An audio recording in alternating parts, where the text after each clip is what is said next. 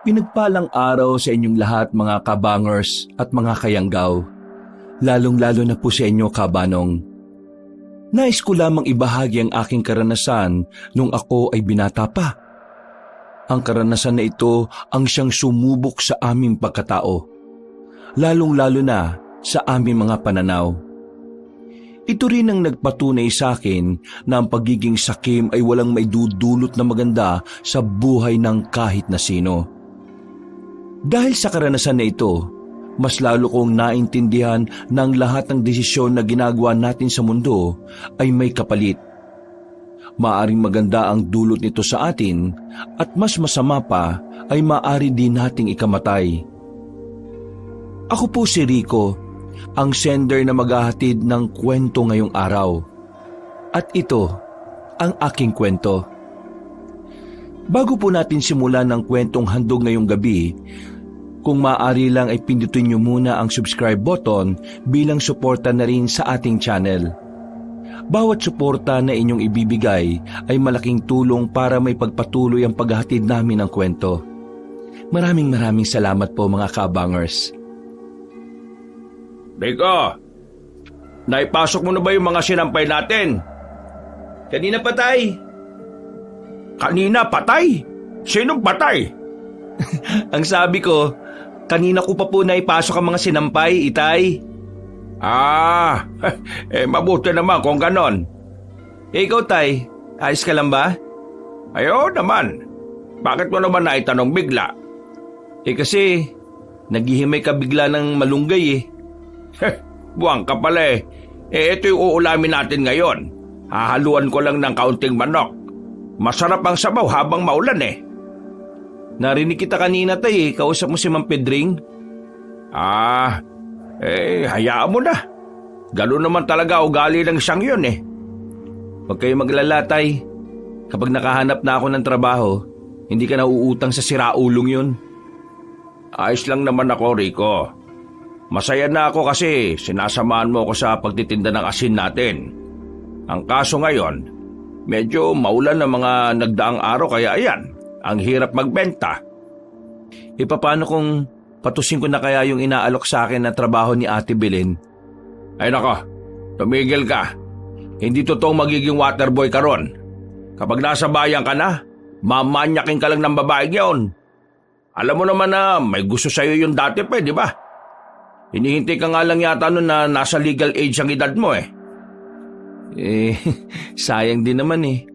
Maganda din naman si Ate Belen kahit na nanay na siya. Tumigil ka ha. Balanding babae yun. May asawang OFW yun sa Qatar. Papayag ka na lalandin ka ng isang yon? Magtinda ka na lang na asin kaysa maging kabit. Ang mabuti pa, kunin mo yung payong. Lumabas ka at mangutang ka muna ng cubes dun kila Piting. Hindi pala ako nakabili kanina eh. Pakamot-kamot na lang akong naglakad palabas sa bahay, Kabanong. Kinuha ko ang payong namin na gutay-gutay na. Sa hirap ng buhay, pati payong hindi na namin mapalitan. Nagtitiis na lang kami sa sira-sira. Kahit na nakapayong ako, ay nababasa pa rin ako. Pero wala akong magagawa kundi ang tiisin ng ganong sistema. O pre, anong sayo? Pwede bang makautang muna ng cubes? Panghalo lang sa malunggay namin. Wala na kasing pera, pre. Walang problema. Gusto mo, 2 pa para mas malasa. Baliw. Wag na, ayos na isa. Oh, ayan. Okay na yan? Oo, okay na to. Salamat ah. Pre, kumusta AirPods mo? Okay naman siya. Bakit? Binatukan ni Mang Pedring yun eh. Kung tarantado lang ako, sinulsulan kong AirPods mo para labanan siya. Ano? Binatukan? Hindi ko yata nakita yun ah. Oo pre, naawa nga ako sa AirPods mo eh. Kasi kahit ginawa na yun sa kanya, nakangiti pa rin siya kay Mang Pedring. Ba't tarantado yun ah? Oo, baka naman gumawa ka pa ng gulo ha. Hindi. Pero sa susunod kapag nakita kong ginawa niya yun sa tatay ko, papangahan ko siya gamit ng talampakan ko. Ha? Paano yun? Sige na pre. Balik na ako, baka hinihintay na ako ni tatay eh. Ay pre, bukas kapag wala kang ginagawa, sama ka sa amin ha. Laro tayo basketball. Tumango na lang ako, kahit na alam ko naman sa sarili kong hindi ako makakasama sa kanila. Sa halip kasi na maglibang-libang ako, nilalaan ko na lang ang libreng oras ko sa paghahanap ng pera. Lalo na sa mga panahon na mahina ang tinda namin ng asin. Sabay kaming kumain ni tatay. Pinagtiyagaan na lang namin ng tig-isang maliit na pakpak na manok. Mas marami pa ang sabaw kaysa sa laman. Ganun palagi ang ginagawa namin para kahit papaano, marami pa rin kaming makain. Pagkatapos pumunta na lang ako sa maliit naming kusina. Naroon ang asin na ilalako sana namin kinabukasan. Pinagpahinga ko na si tatay. Ako na ang tumapos ng pagsasalok sa mga plastik. Dakong 12:00 na ako natapos, natulog na rin ako. Kinabukasan paggising ko, maulan-ulan pa rin, pero hindi na ganun kalakas. Kailangan ko lumabas noon para makapaglako ng asin. Masama ang pakiramdam ng tatay ko, kaya mag-isa ko lang na iroronda ang daladala kong asin. Hindi kasi kami pwedeng tumigil sa pagtitinda ng asin. Wala kaming makakain. Aling Fe, asin oh, masarap to. Kapag hinalo mo to sa niluluto mo, nakko, makakalimutan mong maalat to. Patawa-tawa na lang ang matanda, pero bumili rin naman siya. Dinadaan ko na lang din talaga sa kung ano-anong pautot para lang may bumili. Makalipas ang 1 oras, naubos na rin naman ang dala ko. Kakaunti lang din naman. Pauwi na sana ako nang mapadaan naman ako sa bahay nila Gary. Kababata namin ni Piteng. Nakita ko siyang nasa bakuran. Parang problemado. Sunod-sunod ang paghit-hit niya ng sigarilyo. Nilapitan ko siya para kumustahin. O pre, ano? Ayos ka lang? Uy, ikaw pala. Oo, ayos lang naman ako. Ano bang nangyari? Yung kapatid kong baliw eh. Kung ano-ano na namang sinasabi. Naiinis na ako. Lumabas na lang ako, baka masapa ko pa eh. Uy pre, huwag kang ganyan ha. Alam mo naman na may problema sa pag-iisip yung kapatid mo. Ikaw na lang ang umintindi. Pare naman, hindi ako makatulog ng maayos kasi ang dami-dami niyang sinasabing weirdo eh. Buisit. Dahil din sa kanya kaya nawalan ako ng trabaho eh. Abay, pumunta ba naman sa sagingan tapos sinabihan niya yung boss namin na kampon daw ng kadiliman? Ay, nako, problema nga yan. Pero ano ba kasi mga sinasabi ng kapatid mo? Puro siya sabi na may kadiliman daw na darating dahil sa isang pagkakamali at pagiging sakim. May mga nilalang daw na mabubulabog. Tapos yung mga ano raw na, mga ano? Uy, anong mga ano? Basta, mga aswang daw. Aswang? Matagal nang walang aswang ah. Hindi naman kasi totoo yung mga yan eh. Gawa-gawa lang yan ng mga siraulo. Kaya nabubisit ako sa kapatid ko eh. Kung ako lang masusunod, pinatapon ko na sa mental hospital yan eh. Nakakaabala na eh. Kahit ako na gusto lang namang mabuhay ng maayos eh, napupirwisyo pa. Pero pre, mas maganda rin naman kung idadaan natin sa mahinahong usapan ng lahat. Palagi mong tatandaan na hindi mo kailangan manakit para maayos ang isang bagay. Oo, sige. Maraming salamat. O paano? Una na ako. Relax ka lang ha. Palabas na sana ako ng bakuran nila pero narinig kong sumigaw ang kapatid niya. Sinasabi nitong ang kadiliman daw ay malapit lang sa liwanag.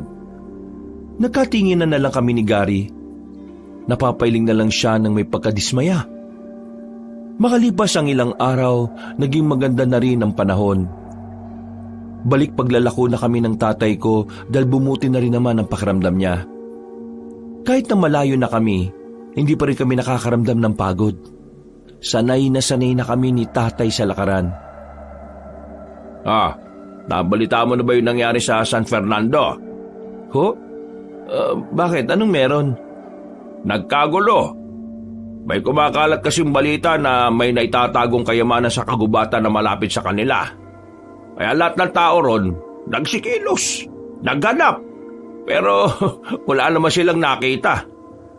Kayamanan? Yan ba yung sinasabing kayamanan na iniwan at tinago ng mga Hapones dito sa Pilipinas? Oo, yun na nga. Pero wala naman kasing kasiguraduhan kung saan dito sa Pilipinas iniwan yun eh. Pero tingnan mo yung mga taga San Fernando. Desperado silang lahat kahit walang kasiguraduhan. Grabe, no? Ganon ang epekto sa kanila ng kahirapan. Bakit tayo, Tay? Hindi naman tayo ganon. Mahirap din naman tayo, ah. Kasi tayo, naniniwala tayo na kaya tong isalba ng pagsusumikap at pagtsatsaga. Pero Tay, hindi ka ba napapagod sa buhay natin? Ano bang klaseng talong yan? Malamang nakakapagod maging mahirap. Pero wala naman tayong ibang mapagpipilian kundi ang lumaban at magpatuloy eh. Alam mo kung bakit gusto ko pa rin tumuloy? Kasi kasama kita. Ganun din naman ako, Tay eh. Ikaw lang din naman ang pinaguhugutan ko ng lakas. Kaya nga hanggat maaari, gawin natin ang makakaya natin para makapamuhay ng marangal. Napangiti na lang ako sa sinabi ng tatay ko, Kabanong. Sa aming pagpapatuloy, narating na rin namin ang isa pang baryo. Pagpasok pa lang namin ay may mga sumalubong na sa amin. Pinakyaw nila ang mga natitira naming tinda. Masaya naman kami kasi maaga kaming makakauwi. Naku, maaga tayo makakauwi nito, Tay. Ang saya naman ng araw na to. Yan ang sinasabi ko sa iyo. Hanggat naniniwala tayong kaya nating umunlad sa maayos na paraan, gagabayan tayo palagi ng Panginoon at bibigyan niya tayo ng biyaya. Hindi na kami nagtagal pa sa lugar na yon. Agad na rin kaming umalis. Pero habang naglalakad kami pauwi, meron kaming natanaw na grupo ng mga kalalakihan na armado na pumasok sa kagubatan. Agad akong hinila ni tatay sa gilid. Tay, anong meron? Bakit may mga dala silang baril? Hindi ko rin alam. Pero mukhang mga rebelde mga yan. Lumapit kami roon at sumilip kami sa gubat. Nakita namin ng mga armadong lalaki na parang may hinahanap sila. Find the treasure now. We need to find the treasure. Or else I will kill you all. Tay, mukhang hindi sila rebelde. Kanuyo, no? Hinahanap din nila yung kayamanan. Diyos ko, pati mga armadong tao naghahanap na rin. Sino ba kasi nagpakalat ng balitang yon? Tay, umalis na tayo dito. Baka mamaya makita pa nila tayo. Baka madamay tayo. Kabadong-kabado ako nung mga oras na yon, Kabanong. Agad na rin kaming umalis ni tatay. Buti na lang din ay hindi nila kami nahalata. Nakabalik naman kami ng payapa sa amin. Pagdating nga namin sa baryo, naririnig na rin namin sa iba ang usap-usapan tungkol sa kayamanan. Umabot na yun sa amin. May mga tao na rin sa amin na nagkakaroon ng interes sa kayamanan na yon. Oh, ano yan pre? Ibebenta na? Oo, bulok na eh. Wala na tong silbi. Papatimbang ko na lang. Nabulok na kasi ito eh. Sayang nga oh. Hindi na kasi namin ito nagamit mula nang ma-flat yung gulong. Sayang yung bisikleta na yan ah. Pero wala. Timbangan na lang talaga bagsak niyan.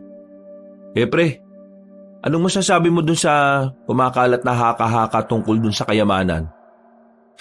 Naiintriga rin ako. Parang gusto ko na nga rin makihanap eh. Wala pa namang kasiguraduhan na nandito yun sa probinsya natin eh. At mas lalong wala namang kasiguraduhan na totoo nga yun. Paano kung meron? Di paldo-paldo yung makakakuha nun. Kung wala, nagsayang lang ng lakas sa mga taong maghanap nun dun. Pero wala namang masama kung susubukan. Sa hirap ng buhay ngayon, lahat ng paraan para makaahon, dapat hindi na natin pinapalagpas. Wala namang mawawala sa atin kasi walang-wala rin naman na tayo ngayon eh. Oh, si Gary yun ah. Kung ano? Hoy! Gary! Halika dito! Nakasimangot ka na naman ah. Visit kasi sa bahay eh. Oh, ano na naman ba nangyari? Parang lagi ka nalang inis ah. Pinatake na naman ng katarantaduhan yung kapatid kong may sapak.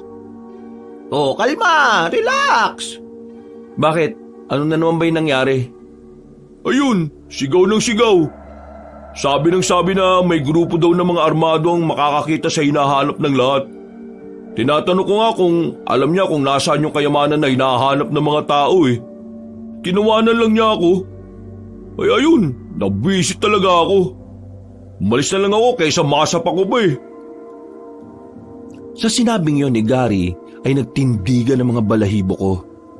Hindi ko alam kung bakit, pero pakiramdam ko dahil yon sa pagiging tugma ng sinabi ng kapatid niya at sa nakita namin ng tatay ko. Bigla ko na lang naisip na baka magkatotoo na ang mga armadong lalaki na yon na makahanap sa kayamanan, kung sakaling meron man. Umiiling-iling na lang ako, Kabanong. Pilit kong inaalis sa isip ko na walang basihan ng sinasabi ng kapatid niya. At nagkakataon lang din na merong armadong grupo na naghahanap sa kayamanan. Nang maging kalmado na si Gary, umalis na rin siya kasama si Piteng. Nilapitan naman ako ni tatay at inabutan ng kape. Iniisip mo pa rin ba yung nakita natin kanina? Ay, oo, tay eh. Pero narinig mo ba yung sinabi ni Gary kanina? Ha? Hindi. Ano ba yon? Yung kapatid niya raw kasi, yung may problema sa pag-iisip. Sinasabi na may armadong lalaki daw na makakahanap ng kayamanan. Di ba, meron tayong nakitang armadong grupo kanina. Hinahanap din nila yung kayamanan. Baka nagkataon lang. Alam mo naman, ang mga taong wala sa katinuan kung ano-ano lang ang sinasabi. Wala namang basihan yung sinabi niya eh. Minsan nga kapag dadadaan ako sa bahay nila, naririnig ko yung sinasabi ng kapatid niya. May babagsak daw na malaking bulalakaw sa barangay natin. Wala namang nabagsak ah. Kasi hindi naman talaga makatotohanan ng mga naiisip ng kagaya niya. Kaya kung ako sa kanila, dalhidan nila sa tamang pasilidad para naman matugunan yung pangangailangan ng kapatid niyang si Gary. Kasi, nako, lalong mababaliw ang taong yon kung nasa bahay nila at hindi naman naasikaso. Nakakaawa lang. Napabuntong hininga na lang si Papa. Napaisip din ako sa sinabi niya. Pinagpalagay ko na lang na baka nga nakakataon lang ang lahat. Sa mga sumunod pang araw, patuloy na namayagpag ang usapin tungkol sa iniwang kayamanan ng mga Hapon. Dumami na rin ang nakaroon ng interes, pero wala namang kahit na isa sa kanila ang nakakita sa hinahanap na yaman. Tubal ng benta ngayon, anak? Ay, nako, kaya na kaya muna tayo rito. Oo, kaya nga tay eh. Nakakadalawang plastic pa lang tayo. Dahil pang laman itong bayong ko eh oh. Ako nga, natatay ako eh. Teka, saan ba pwedeng tumae rito? Naku, bawal dito sa labas tay. Doon oh, pasok tayo sa gubat. Doon ka maganap. Bilisan natin. Masakit na yung tiyan ko. Baka mamaya abutin pa ako dito sa salawal ko. Naku, nakakahiya. Agad kaming naglakad papasok ng gubat. Sakto na meron kaming natanaw na ilog. Umupo na si tatay sa likuran ng puno. Ako naman kumuha ng tubig na ipanghuhugas niya. Nang sumalok na ako ng tubig gamit ang sirang galon na nakita ko sa gilid, natanaw ko sa kabilang parte ng ilog ang mga armadong lalaki. Nagmamadali sila at base sa kilos nila, parang ang saya-saya nila. Dahil sa kuryosidad, bigla ko na lang naisipan na sundan sila. Binitiwan ko na muna ang hawak kong galon. Pansamantala, nawala na sa isipan ko na naghihintay pala ng panghugas ang tatay ko. Anong ginagawa nila? Bakit parang masaya sila? Sila yung nakaraan ah. Nahanap na kaya nila yung kayamanan? Kahit na alam kong delikado, sinundan ko pa rin sila, Kabanong. Hanggang sa nakita ko na lang silang nakatigil sa harap ng isang kuweba. Ako naman ay nagtago lang sa ilalim ng punong mangga. Check this cave! Check the area! I know! This is the right location! Move! Move! Move! Mukhang nahanap na nga nila. Pero saan dito? Teka, hihintayin ko pa bang makita nila? Wag na siguro. Kailangan ko na lang makabalik. Tatayo na sana ako pero meron akong natapakan na lata. Nakalika ako ng tunog. Napatingin tuloy ang mga armadong lalaki sa kinaroroonan ko. Otomatikong dumaloy ang kaba sa sistema ko. At ang tanging nasa isip ko noon ay agad na umalis at iligtas ang sarili. What are you waiting for? Follow him!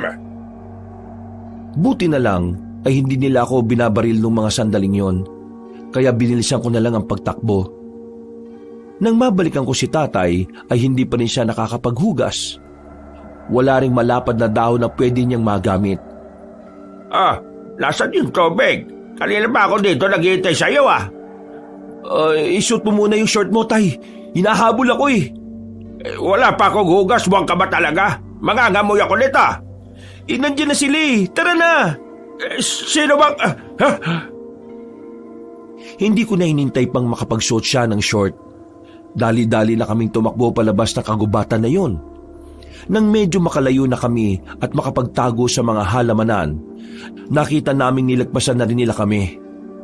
Nakahinga na rin ako ng maluwag, pero napatakip ako ng ilong nang maamoy ko si tatay. Ang pautoy! Sira ulo ka pala eh. Paano hindi ako magiging babaho hindi naman ako nakapaghugas ng puwet. Teka, ano ba kasi nangyari? Bakit ka sinusundan ng mga yon? Nakita ko kasi silang pumasok sa kabilang parte ng gubat. Sinundan ko. Nalaman ko na parang nahanap na nila yung eksaktong lugar na kinalalagyan ng kayamanan. Yun ang narinig ko. Sigurado ka ba sa sinasabi mo? Ewan ko. Yun ang sabi ng matandang kano eh. Pabayaan mo na sila. Ikaw para ka siraulo Mapapahama ka pa sa ginagawa mo. Tingnan mo ako. Hindi ako nakapaghugas ng puwet. Paano ako uuwi nito ngayon? Hindi dito na lang kayo. Hahanapan na lang kita ng malapad na dahon. Baka naman kung saan ka pa magpunta niyan Sasapukin ko na talaga yung mukha mo. Hindi na utay. Basta dito ka lang. Ang baho mo ni. Nakahanap naman ako ng malapad na dahon para kay tatay. Pagkatapos niyang mapunasan ng puwet niya, ay nagmamadali na rin kami makalis doon. Nakauwi naman kami ng maayos. Natulala na lang ako sa gilid dahil sa mga nangyari. Hindi pa rin mabura sa utak ko kung papaanong hinabol ako ng armadong lalaki. Habang nagmumuni-muni sa harapan ng bahay namin, nilapitan ako ni tatay at inabutan ng mainit na tableya. Ramdam ko na nag-aalala rin siya sa akin.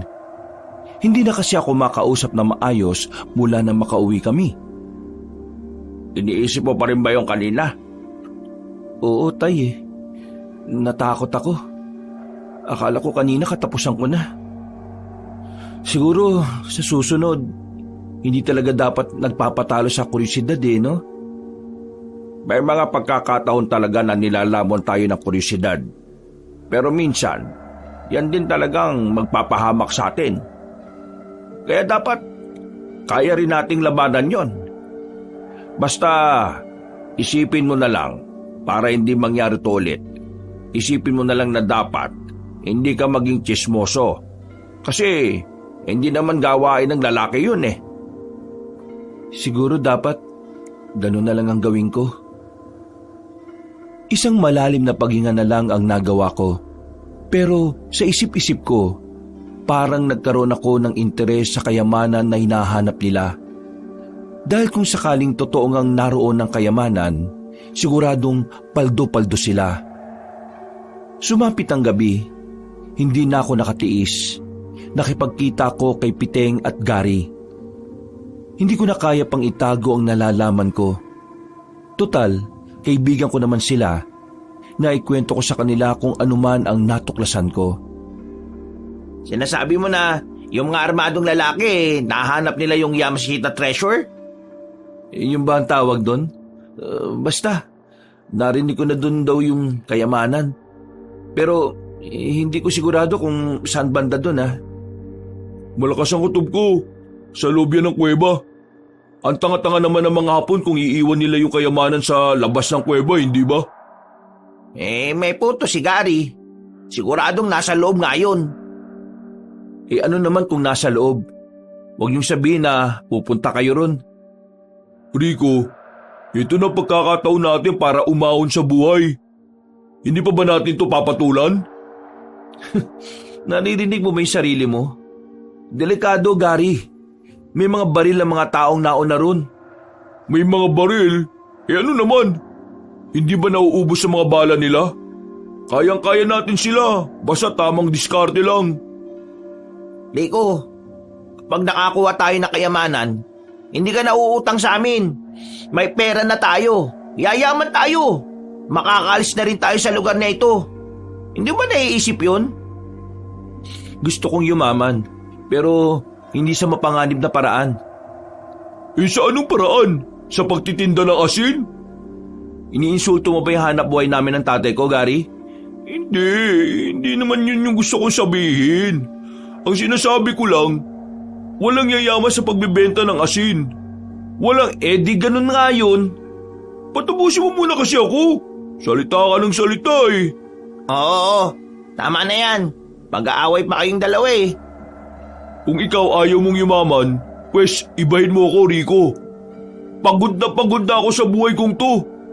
Gusto ko na makaahon, no? Gusto ko na makaalis dito. Pupuntahan ko kung saan yun, bukas ng gabi. Kung talagang gusto nyo, sumama kayo sa akin. Pero bahala kayo kung ayaw nyo. Ako na lamang isang yayaman. Naglakad na palayo si Gary. Nung oras na yon, parang pinagsisisihan ko nang sinabi ko sa kanila ang lokasyon ng kuweba. Hindi dahil sa ayaw ko makakuha sila ng kayamanan, kundi dahil ayaw kong mapahamak sila. Kinabukasan, tahimik ang lugar namin. Himala na wala akong naririnig tungkol sa usap-usapang kayamanan. Parang kalmado, hanggang sa sumapit na nga ang kinagabihan. Nagulat na lang ako nang makita ko ang tatay ko na nakabihis na. May dala-dala siyang malaking bag na mukhang wala namang laman. Oh, ano ka ba? Bakit nandiyan ka pa? Hindi ka ba sasama sa akin? Wala ka naman sinabi na maglalako tayo ng asin sa ganitong oras Sino nagsabi na maglalako tayo ng asin? Ano ang gagawin natin? Wala ka naman sinabi sa akin kanina. Wala akong sinabi.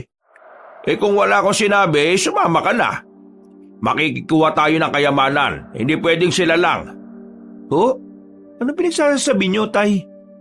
Alam na ng lahat ng taga rito ang tungkol sa kayamanan. Mamaya, papunta na sila ron. Iniintay lang nila ang kapitan natin. Kaya nga bago sila makarating doon, unahan na natin. Total, ikaw naman ang unang nakatuklas doon, di ba?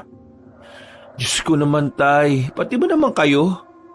Akala ko ba mas magandang mamuhay ng pinaghihirapan? Bakit parang nag-iba rin yung pananaw mo ngayon? Nagbabago ang pananaw ng tao depende sa pangangailangan, anak. Kaya nga gusto ko, umahon na tayo. Sawang-sawa na ako sa buhay na ganito. Kaya sumama ka na sa akin. Kukurot lang naman tayo ng kaunti Tay, hindi ko sigurado kung talagang nahanap nila yung ginturon. Wala akong matibay na ebidensya na nagsasabing nakita nga nila. Narinig ko lang. Isa pa, delikado dun. Alam niyo naman na mga armado mga yun Hindi kayo sasantoy ng daladala nilang mga baril na matataas ang kalibre. Kung ayaw mo, ako na lang. Kikilos na ako kaysa maunahan pa tayo ng mga kalugar natin. Mauubusan pa tayo Sandali nga. O ano, nagmamadali ako Oo na, kasama na po ako. Kakainis naman Hindi ka rin pala makakatiis Sasamahan ko kayo kasi nag-aalala ako sa inyo. Ayaw kitang mag-isang maglakad. Rico, hindi naman natin to gagawin dahil sakim tayo. Gagawin natin to para makain ka naman ng kaunti sa buhay. Hindi naman natin uubusin Kukuha lang tayo ng sapat sa atin. Huminga ako ng malalim. Kahit natutol ako sa sinasabi niya, wala akong magagawa kundi ang samahan siya. Hindi ko rin naman pwedeng hayaan na lang na lumakad siya ng walang kasama. Lalo pat ang mga pwede niyang madatnan doon ay mga taong maaaring makapatay sa kanya. Habang abala pa ang mga tao sa pagpupulong nila, sinamantala na namin ni tatay ang pagkakataon. Palihim kaming umalis. Mabilis kaming nakarating dahil halos takbuhin na namin ang daan. Nagtago na muna kami sa gilid. Nakikiramdam kami sa paligid. Nakakapagtaka na wala kaming makitang mga nagbabantay roon. Mukhang walang tao ah. Tara. Teka, sandali lang tay. Anong walang tao? Tingin mo talaga walang magbabantay dyan? Baka nasa loob lang sila. Kaya magdaan-daan lang tayo. Tingnan mo nga tahimik. Bilisan natin. Hindi tayo pwedeng babagal-bagal kasi marami tayong kaagaw. Nauna nang lumabas si tatay. Kinabahan ako sa ginawa niya pero sumunod na lang din ako. Pagpasok namin sa loob ng kuweba, ay binuksan namin ang daladala naming gasera. Nang magkaroon na ng liwanag, nakita na namin na malawak pala sa loob ng kuwebang yun. Maya-maya pa, napatago kami sa gilid ng merong kaming marinig na kaluskos. Pinatay namin ulit ang ilaw. Ang liwanag na lang na naroon ay ang mangilan-ngilang gasera na nakadikit sa pader. May tao. Sumilip kami. Nakita namin ang matandang kano na gumagapang. Duguan siya. Hawak-hawak niya ang isang bag na parang mabigat. Hirap na hirap kasi siyang dalhin. Please, help me! There's a strange creature in this cave. Please, save me! What? What you say? A monster! He killed my man! Please, save me! Ha! I'm sorry, pero nandyan na yung sinasabi mo. Akin na yan! Nagulat ako sa ginawa ni tatay. Inago niya sa matandang kano ang bag. Pagtingin ni tatay sa laman, nanlaki ang mga mata niya at lumapad ang kanyang ngiti. Natameme na lang ako nung mga sandaling yon. Hindi ko inaasahan ang inasta ng tatay ko. Hindi kasi ganoon ang pagkakakilala ko sa kanya. Parang madali na siyang binago ng pera. You will regret it! Sensya ka na. Kailangan din namin to. Kaysa naman mapunta sa masasama kagaya nyo, hindi ba? Tara, Rico, anak, umalis na tayo! No! Bago kami makalabas ng kuweba, napalingon pa kami sa matandang kano. Nakita na lang namin na merong dumating na isang lalaki. Malaki ang katawan, maskulado. Hindi namin alam kung anong ginawa ng misteryosong lalaki. Pero narinig na lang namin na dumadaing sa sakit ang matandang kano. Noong mga sandaling yun, nagmamadali na kaming tumakbo. Nang makalayo na kami, muling binuklat ni tatay ang malaking bag. Nalula kami sa nakita namin. Puro ginto nga ang nasa loob noon, kabanong. Meron ding mga alahas at diamante. Anak, yayaman na tayo. Makakalis na rin tayo sa lugar na ito. Tay, tama ba yung ginawa natin? Di ba parang ninakawan natin yung matandang kano kanina? Tapos inaya na lang din natin siyang paslangin ng kung anumang nilalang yun? Nawa ka sa taong mas masahol pa sa demonya ang kaluluwa. Masasama sila. Tayo hindi. Kailangan lang talaga natin ng pera. At hindi naman natin ito sosolohin Palihim tayong magbibigay sa simbahan. Huwag sa barangay, kupal si Kapitan Gagamitin niya lang sa sugal yung donasyon natin. Pero tay, hindi naman atin ang kayamanan na yan. Dapat isurrender natin yan sa gobyerno kasi matagal lang pinag-aanap yan Tumigil ka nga. Tingin mo magandang ideya yan. Kapag sa kanila ito mapunta, paghahatian lang to ng mga buhaya. Mas maiging nasa atin na ito. Para naman kahit minsan lang makaranas man lang tayo ng ginhawa. Tara na, umalis na tayo at baka maabutan pa tayo ng iba rito. Nagmamadali kaming nilisan ng lugar na yon, kabanong. Pag-uwi namin sa bahay ay agad na sinarado ni tatay ang lahat ng bintana at ang pintuan namin. Inilatag niya ang laman ng malaking bag sa kanyang papag. Hindi ako makapaniwala sa nakikita ko noon. Sa palabas ko lang kasi yun nakikita. Rico, tignan mo, magiging mayaman na talaga tayo. Ay, ang dami nito. Sa dami ng gintong nakalatag, isa lang ang pumukaw ng atensyon ko roon. Meron din isang parang maliit na garapon. Ginto rin siya. Siya lang ang kakaiba kaya dinampot ko at nilagay ko sa altar namin. Hindi ko na muna binuksan. Nakatuon lang ang atensyon ko kay tatay. Sulit ang pagbubuhat natin dito kahit ang bigat. Ang dami naman oh. Oh, eto. Itatago ko na ang iba sa ilalim ng papag ko ha. Kuha ka na lang kapag... Ha? Ano yun? May kumakatok. Wag. Hayaan mo sila. Rico! Buksan mo itong pintuan! Kasama namin ang taong bayan! Nandito si Kapitan! Mag-usap tayo! Alam kong may tinatago kayo riyan! Wag mo silang pagbuksan. Pero... Rico! Buksan mo to!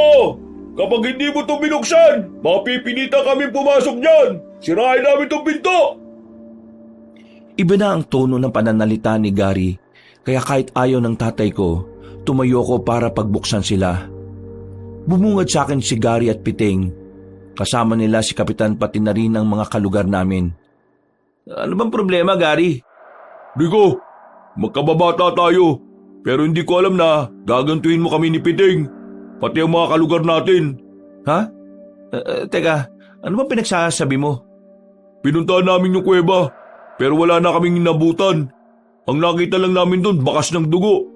Alam namin na kinuha nyo na yung ginto. Hindi kayo makakapagkaila sa amin. Meron kami nakita isa sa bakuran nyo eh. Hindi nyo yata napansin na nalaglag dito. Ito oh. Noong mga sandaling yun, kahabanong, alam kong wala na akong lusot, kaya hindi na ako nagdahilan pa. Napabuntong hininga na lang ako at napayuko.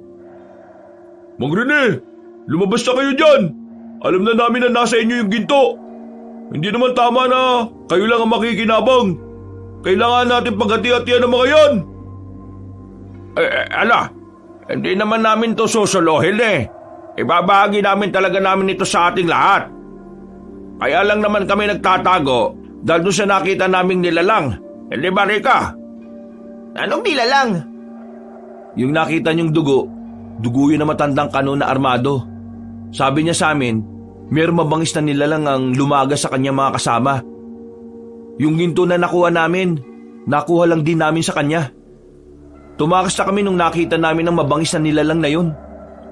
Kung ano man ang nilalang na sinasabi nyo, wala na tayong pakialam doon oh.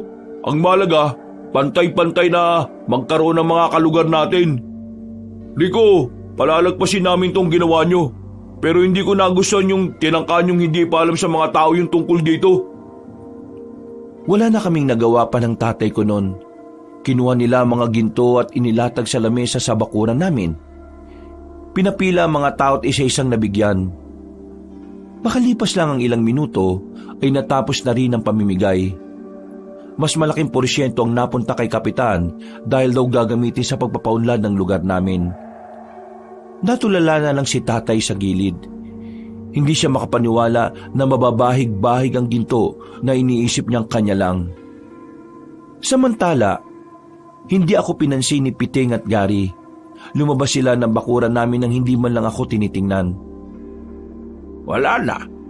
Nasayang lang yung pinaghirapan natin. Anong nasayang lang? Meron pa rin naman tayong nakuha eh. Meron ka pa namang naitago sa ilalim ng papag mo, tay. Ano bang gusto nyo? Soloyin lahat?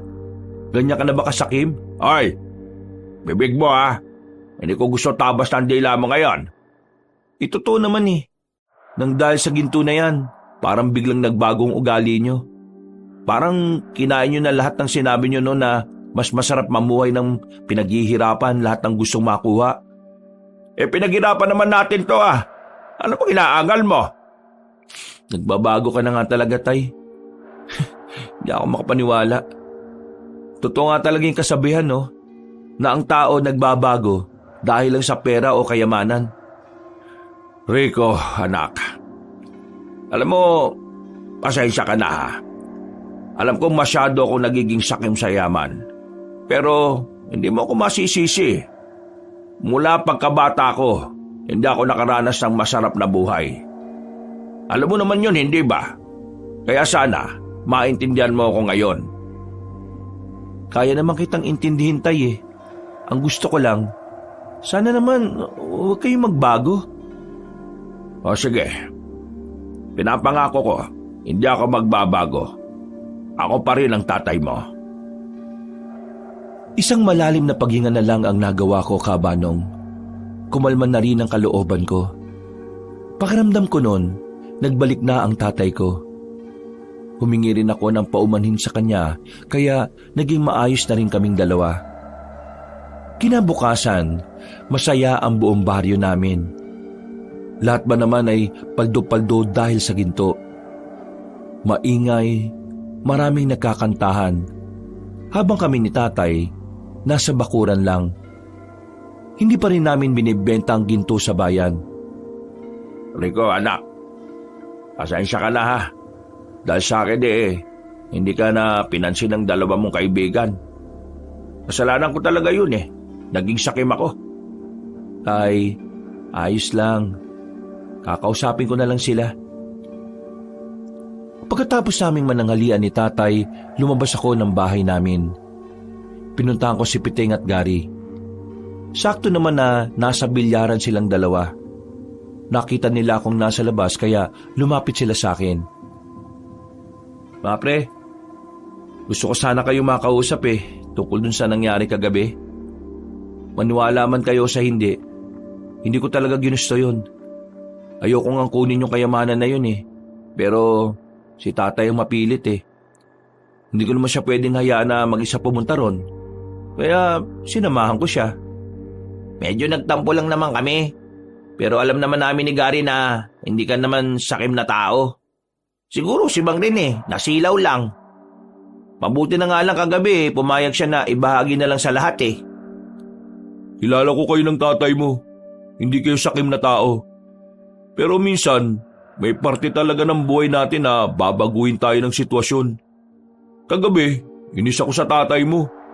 Pero naintindihan ko na lang din siya. Ganon din kasi ako minsan Maraming salamat at naunawaan niyo ako.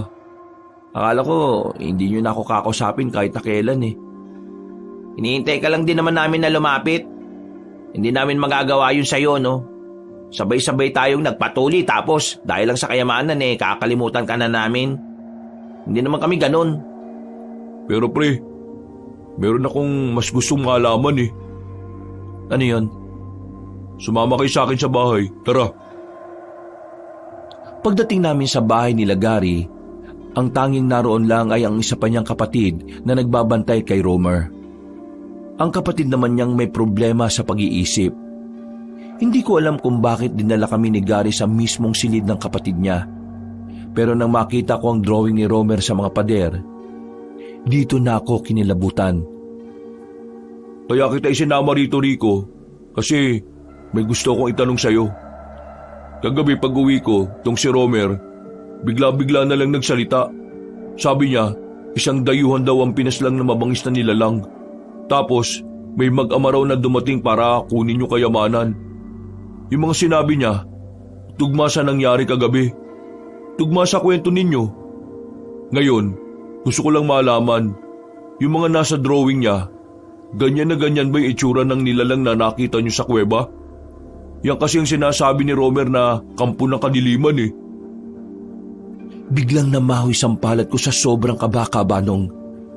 Huminga na muna ako ng malalim. Napapikit pa ako nang balikan ko sa alaala ko ang itsura ng nilalang na yon. Oo, pre. Ganyan na ganyan nga. Pero, ang nakakapagtaka pre, paanong nalaman ni Romer yun? Totoo nga sabi ni Lola nung bago siya mamatay.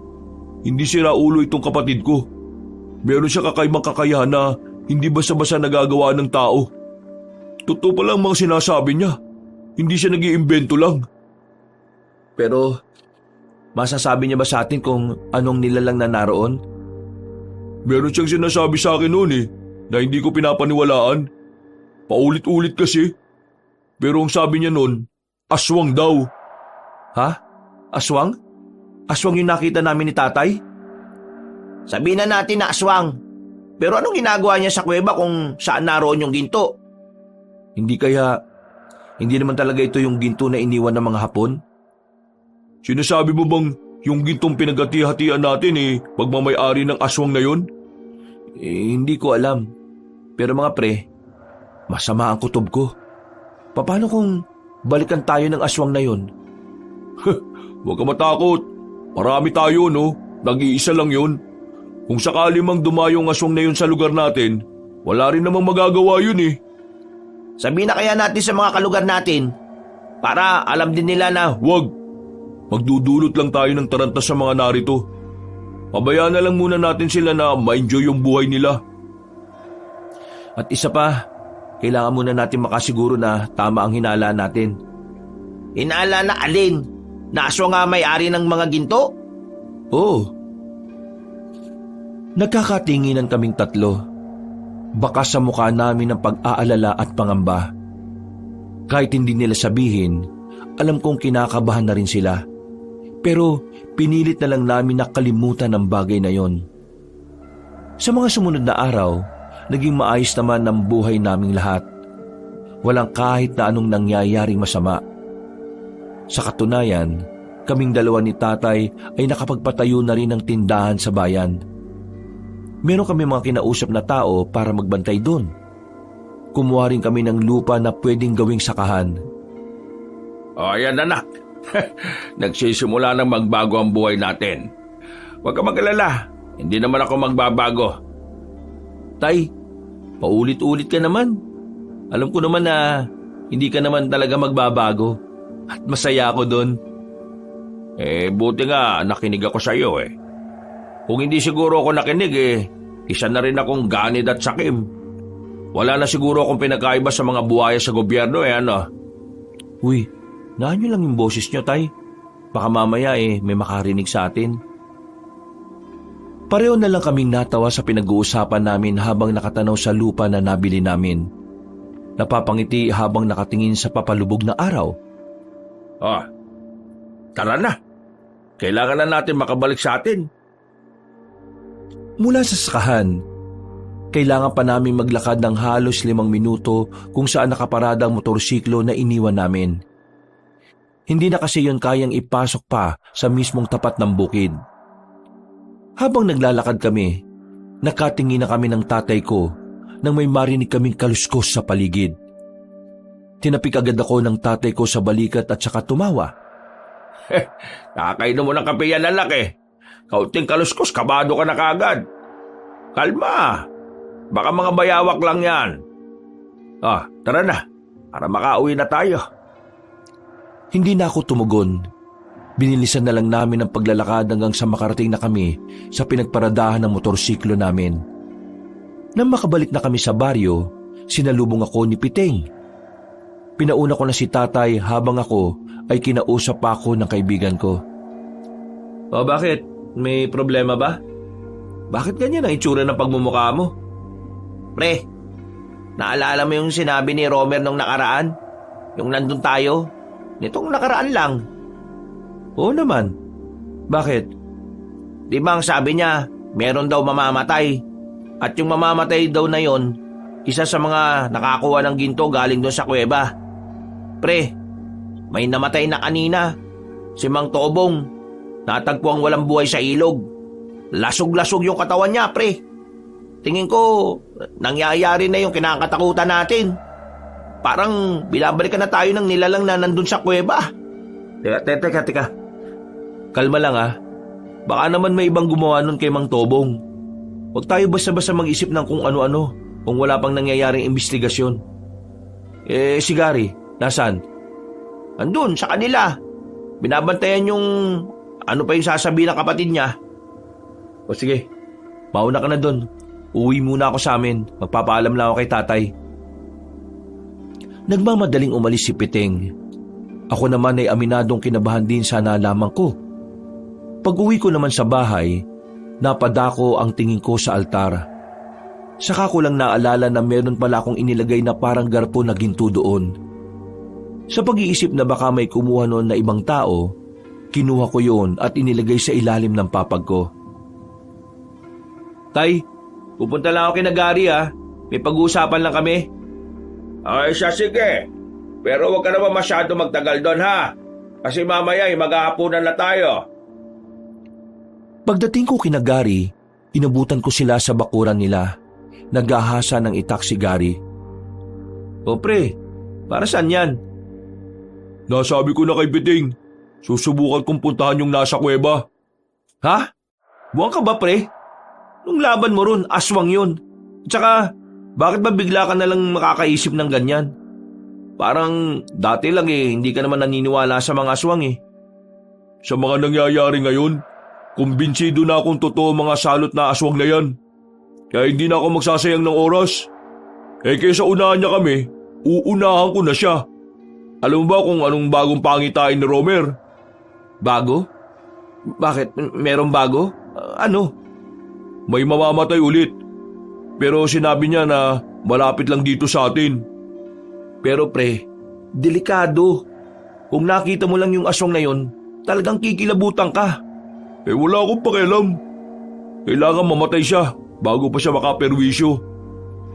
Kung magsabi kaya tayo kay Kapitan para makahingi tayo ng backup. Kupal si Kapitan Wala siyang pakialam. May mga nagpaabot na rin ng balita sa kanya tungkol sa nangyari kay Mang Tobong. Pero hindi siya naniniwalang aswang ang gumawa nun Wala akong aasahan sa siraulong yun. Dapat pala hindi na natin hinatian ng ginto yung kapitan natin Dami-dami pa napunta sa kanya. Wala rin naman palang kwenta. Ano, nasama ba kayo? Kung hindi naman ayos lang din naman sa akin. Hindi naman ako namimilit Deko, sasama ako. Hindi pwedeng ngayaan na lang kita na lumakad na mag-isa dun. O sige, sasama na rin ako. Kung napipilitan ka lang, wag na Kaya na namin. Hindi, sasama talaga ako.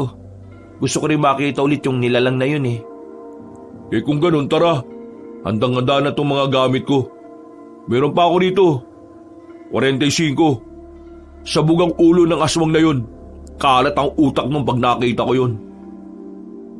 Pagkatapos namin magapunan ni tatay, lumabas ako sa bahay para sumama sa dalawa kong kaibigan. Kinakabahan ako noon, Kabanong.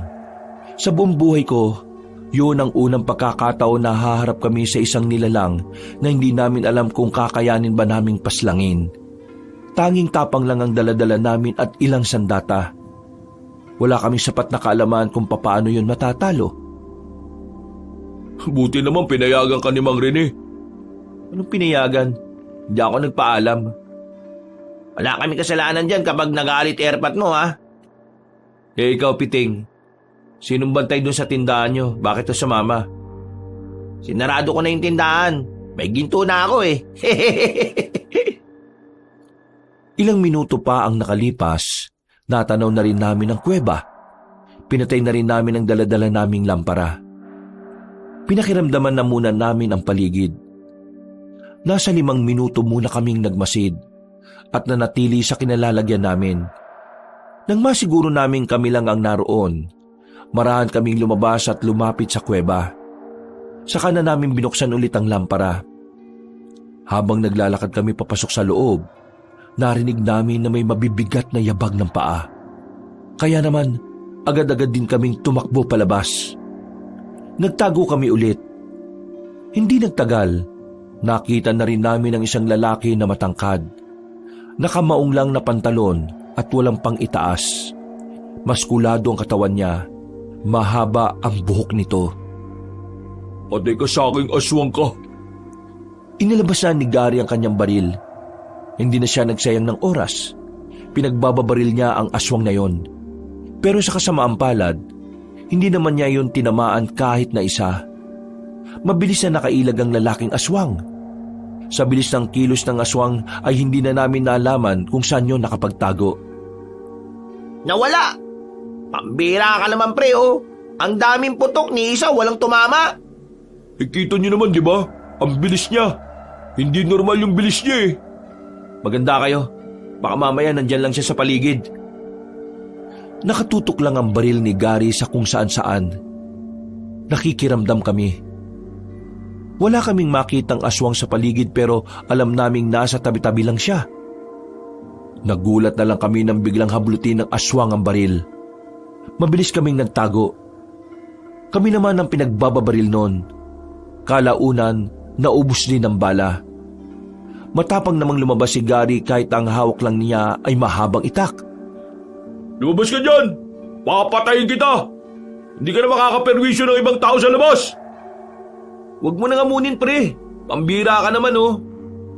Naririnig niyo ba yung pre? Parang galit na galit siya. Huwag kayong matakot. Mas lalo lang siyang magkakaroon ng lakas ng loob kapag naging duwag tayo. Gary! Hindi na namin namalayan na nasa gilid na pala ang lalaking aswang. Madilim kasi sa bandang yun kaya hindi na rin namin nabantayan. Nahila ng aswang si Gary. Sinubukan niyang tagain yon pero wala rin namang nagawa ang itak niya. Pumaibabaw ang aswang sa kanya. Kami naman ay sinubukan ding umatake sa aswang pero masyado siyang malakas. Nasipa lang kami sa gilid kaya agad kaming bumalandra. Pero may kakaibang nangyari. Nakita na lang namin na natataranta ng umalis ang aswang habang may tama na ng palaso sa balikat. Hindi na yung pumasok ng kuweba. Hindi nyo na dapat inamo ng isang aswang lalo na kung wala naman kayong alam kung paano siya papaslangin. Sino kayo? Lumapit siya sa amin.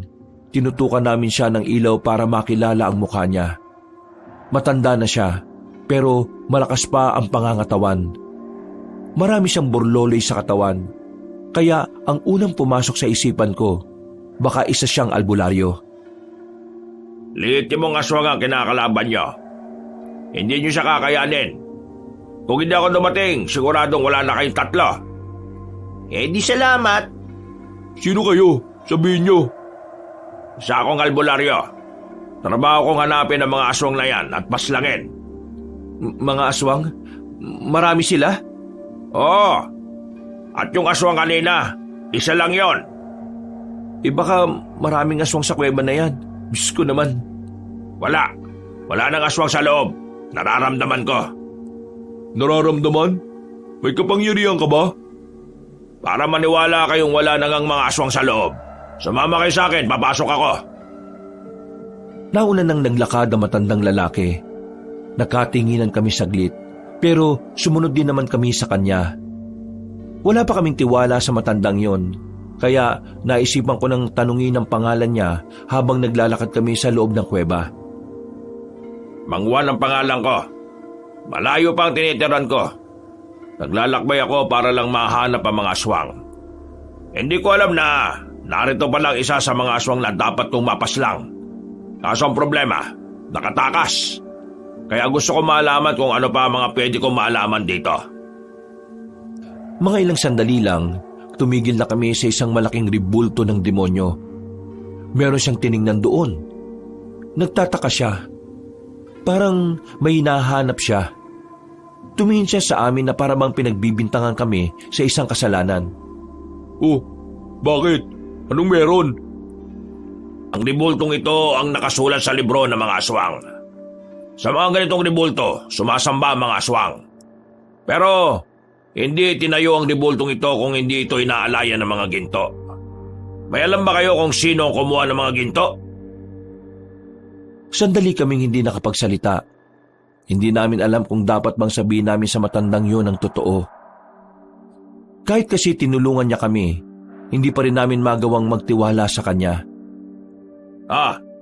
Hindi kayo makapagsinungaling sa akin, ha? Kayo siguro, no? Kayo ang kumuha ng mga ginto rito? Hayaan niyo ako magpaliwanag. Uy, bakit mo sasabihin sa kanya? Baka mamaya. May mga armadong lalaki ang kumuha ng ginto dito sa kuweba. Akala nila, galing yun sa mga Hapones nung panahon ng pananakop. Pero namatay sila. Yung pinuno nila, nakita namin naghihingalo. Saka namin kinuha yung bag. Pero kayo pa rin ang nakinabang sa ginto. Nasaan ang mga ginto? Nasaan ang parato? Ha? Anong parato? Ang parato, isa ring ginto. Pero hindi ito kagaya ng mga pangkaraniwang ginto. Dahil ang bagay na ito ay pinakamahalaga sa mga aswang. Ang parato ay inilalagay sa ilalim ng ribultong ito. Pinaniniwalaan nila na sa paratong yon, namamalagi ang kaluluwa ng mga mahal nila sa buhay. Ah, parang doon nilalagay yung mga abo ng mga namatay nilang mga kamag-anak? Hindi, abo. Mismong kaluluwa ang mga naroon. Hindi nyo dapat kinuha ang bagay na yon. Hindi nga namin alam kung ano ang parato. Wala naman kaming nakuha na banga dyan eh. Kailangan mahanap yon. Kung hindi, maaaring malagay sa alanganin ng buhay ng karamihan sa inyo. Huwag na nga tayo makinig sa isang yan. Hindi natin kilala yan eh. Ngayon lang natin yan nakausap at nakita. Baka mamaya may ibang binabalak sa atin yan. Hoy, makinig kayo sa akin. Kailangan nyo hanapin ang parato at maibalik dito. Kung hindi nyo may babalik, madadamay ang mga inosyenteng buhay.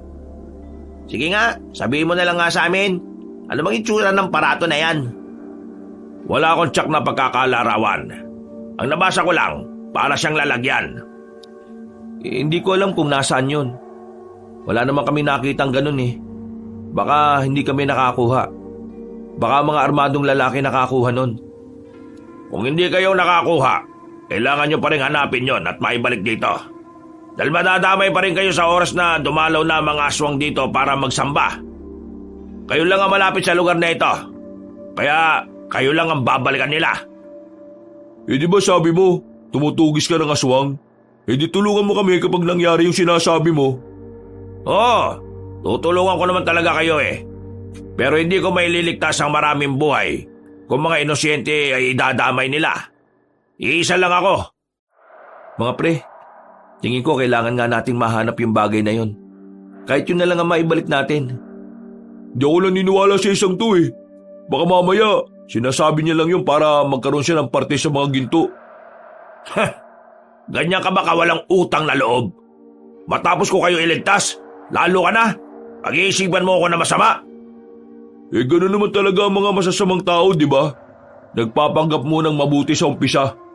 Pre, kalma ka nga. Tara, bulis na tayo dito sa kuweba na to.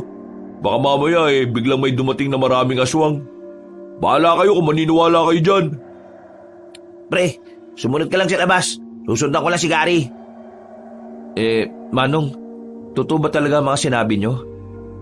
Akala ko sa kalooban mo na naniniwala ka sa akin. Nababasa ko sa mga mata mo eh. Ikaw, sa inyong tatlo, ikaw ang bukod tanging nakikitaan ko ng mas bukal ang puso. Gawin mo nararapat iyo. Hindi lang para sa inyo ng pamilya mo. Para na rin sa mga nakakarami. Kung sakaling maibalik naman namin yung parato, hindi na ba manggugulo yung mga aswang? Hindi ko alam. Pero kung may babalik nyo yon, may tsansang umalis na lang sila rito at lumipat ng lugar. Pero may tsansa rin na magalit sila dahil ninakaw nyo yung mga ginto nila. Ang malaga rito, maibalik ang parato. Yun ang pinakamalaga sa kanila kaysa sa ginto. Pumuntong hininga na lang ako ng mga sandaling yon. Matapos ang pag-uusap namin, ay sabay na rin kaming lumabas. Naghiwalay na rin kami ng landas. Nagpaalam sa akin ang matandang lalaki at sinabi niyang babalik siya kinabukasan. Ako naman, nagmamadali ako makauwi sa amin. Nakaabang na ang tatay ko sa bakuran namin dahil napatagal ako makabalik. Hoy, pambira naman. Bakit man tagal mo naman? Lumamig na yung pagkain natin, no? Pasensya na tay, napakwento lang ako. Tara na, kain na po tayo. Kapansin-pansin ang pagiging balisa ko nung gabing yon. Tanong ng tanong ang tatay ko kung ayos lang ba ako. Pero sinasabi ko lang na oo. Hindi ko sinabi sa kanya ang totoo. Ayoko kasing ma-stress siya kapag nalaman niya ang nangyari. Kinabukasan, maaga akong nagising. Pupuntahan kasi namin ni tatay ang sakahan namin para kausapin yung mga magiging tao namin doon. Pagdating namin doon, naroon na silang lahat. Lutang ang utak ko noon, kabanong. Niwalangang pumasok sa kokote ko sa mga napag-usapan. Hindi na nakatiis ang tatay ko.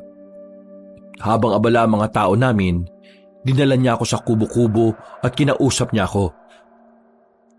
Nak, ano ba talagang problema? Kanina pa kita napapansin eh. Para kang sabog. Nakadroga ka ba? Tay naman, ba't naman ako maggaganon? Mukha ba akong adik? Oo, mukha kang adik. Tinatanong na nga ako ng mga tao natin kung ayos ka lang eh. Ano ba kasing iniisip mo? Tay, ayos lang ho ako. Kilala kita. Alam ko kung kailan ka nagsasabi ng totoo at kung kailan hindi. Hindi ka makakapagsinungaling sa akin. Ginagawa mo naman akong bata anak eh. Huminga ako ng malalim. Tingin ko noon, kailangan na ring malaman ng tatay ko ang nangyayari. Naiisip ko na mas mainam nang may alam siya para kahit papaano mapaghandaan niya ang mga maaaring mangyari. Sige na, ano yun anak? Tay, kagabi, pinuntahan namin yung aswang. Doon sa kuweba, nakalaban namin, kasama ko si Garit Piting. Ba't tarantadong batang to ah? Bakit yun naman ginawa yun? Diyos ko ka, paano kung napahama kayo ron? Alam niyo naman na hindi basta-basta yung nilalang na yun, hindi ba? Yung kapatid kasi ni Gary na nagkakaroon ng mga pangitain, pinagbasihan namin yun. Nakita kasi sa pangitain ni Romer na may mamamatay raw dito sa atin. Kaya uunahan na lang sana namin.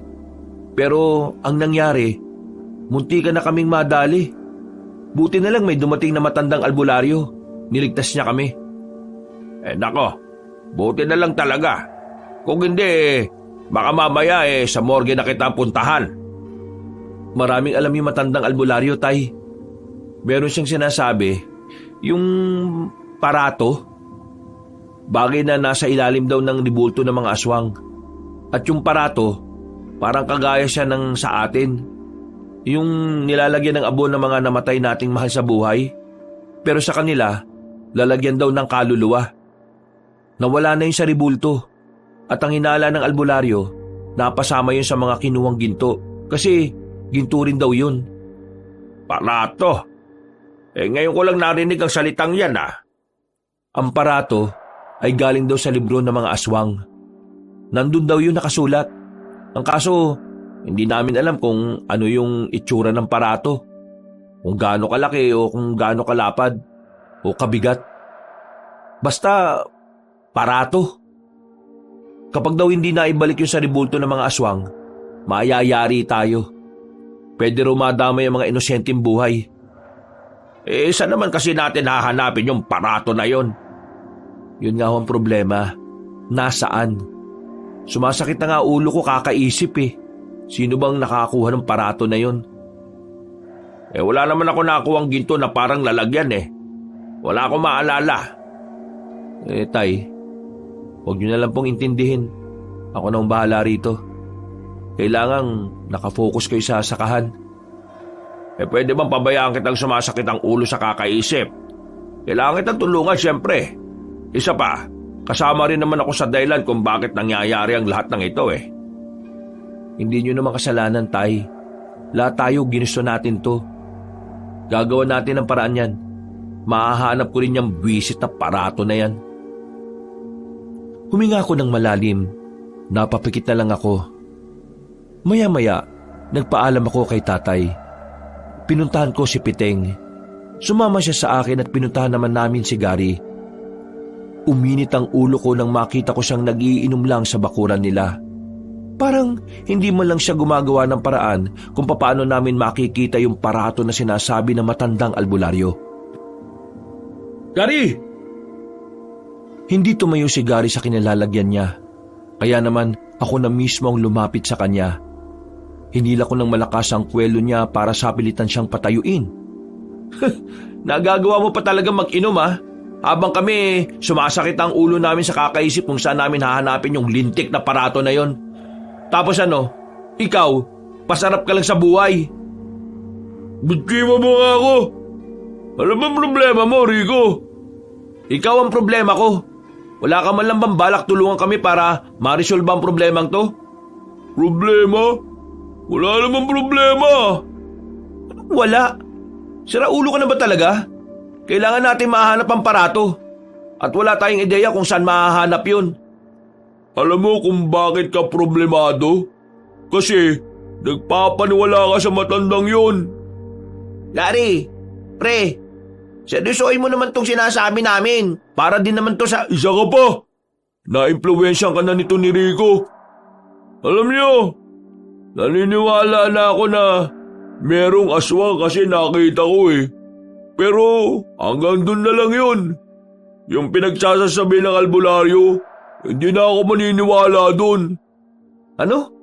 Hindi ka naniniwala? Pero sa kapatid mo naniniwala ka? Sinasabi mo bang hindi ako dapat maniwala sa kapatid ko kasi hindi siya normal? Ha? Hindi naman hama kasi na mas katiwa-tiwala yung sinabi ng albularyong may alam sa aswang Kesa sa wag mong insultoy na kapatid ko ha? Kahit nainis ako doon, mahal ko yun. Malis ka na nga! Baka makakalimutan ko pa kaibigan kita. Malis ka na! Alis! Tara na pre, yaman mo na muna yan. Hinila na ako ni Piting paalis doon. Napapailing na lang ako dahil hindi rin ako makapaniwala na nakapagbitaw ako ng mga ganong klase ng salita. Pre, hindi ko rin gusto yung mga sinabi mo ha. Mali na idamay mo si Romer. Oo, alam ko naman eh. Nadala lang ako ng emosyon ko. Alam kong mali ako pero pre, hindi ko na alam ang gagawin ko. Pakiramdam ko, nakasalalay sa balikat ko ang lahat ng buhay ng mga taong narito. Bumuntong hininga na lang ako. Kumirot na ang sentido ko noon. Kaya umuwi na muna ako sa bahay para magpahinga. Wala pa si tatay. Nasa bayan siya para punta ng isa pa naming negosyo roon. Buti na lang din, sinamahan ako ni Piting. Dakong 8:00 ng gabi, tahimik na ang paligid. Nag-aalala na ako noon kasi wala pa rin ang tatay ko. Pre, paano? Una na ako ha. Sige pre, maraming salamat ha. Medyo kalmado na utak ko. Hindi bale, bukas ng umaga babalikan ko si Gary at hihingi ako ng pasensya sa kanya. Mabuti naman kung ganon. Alam mo naman, matagal na tayo magkakaibigan, kaya dapat hindi tayo nakakasamaan ng loob. Sige pre, maraming salamat ulit ha. Tumungo na lang siya sa akin at nagsimula na rin maglakad palabas ng bakuran namin. Pero hindi pa man siya nakakalabas, napatigil na siya kagad sa bandang bungad. Nung una, hindi ko alam kung bakit.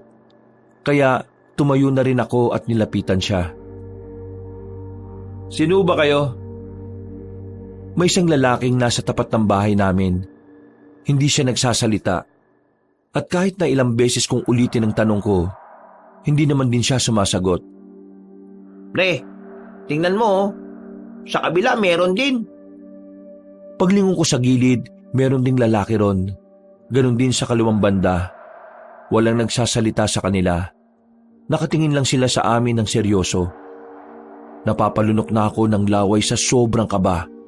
Kaya naman, hinila ko na si Piting papasok sa bahay namin.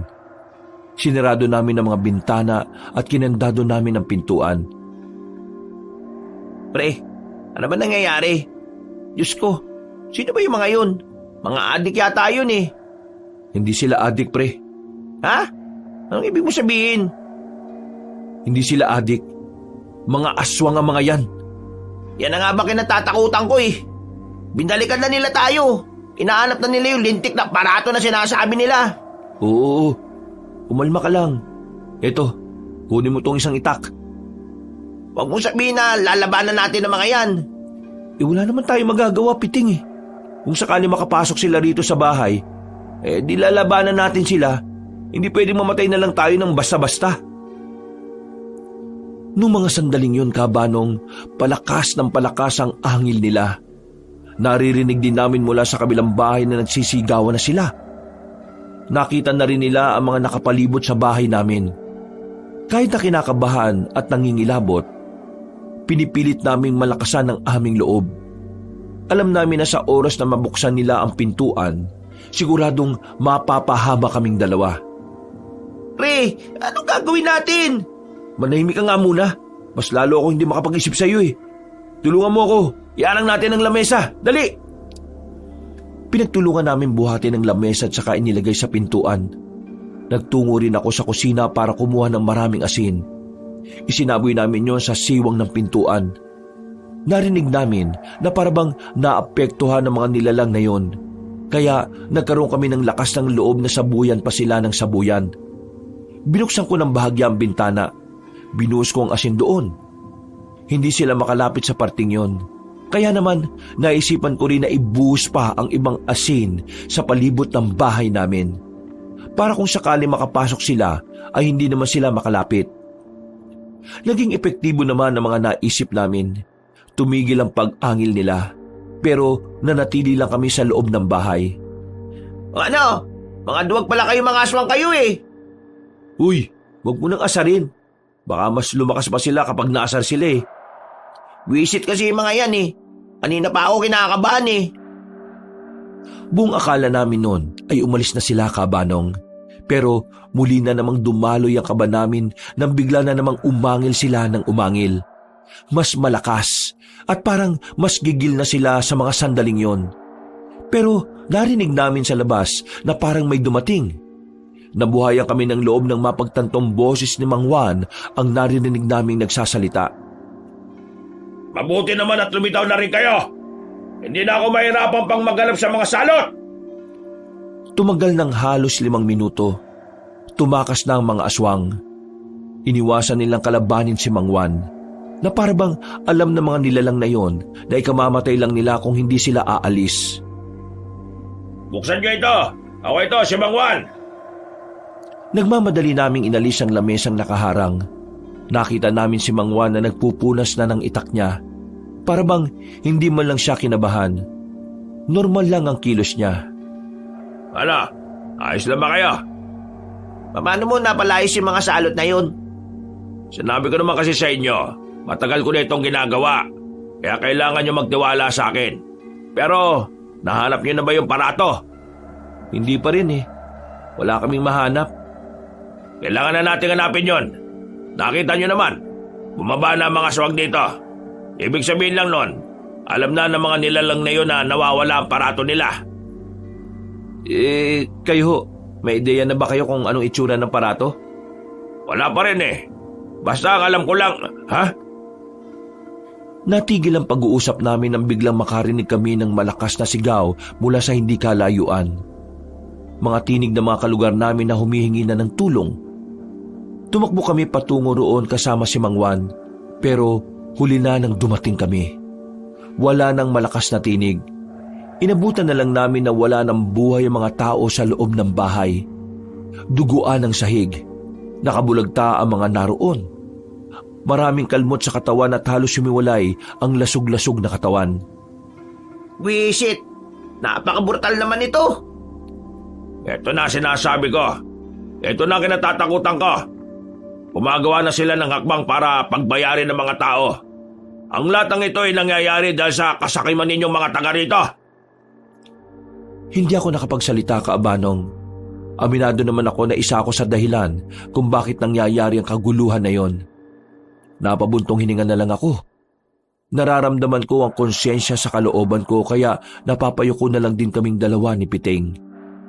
Pero hindi pa naman huli ang lahat.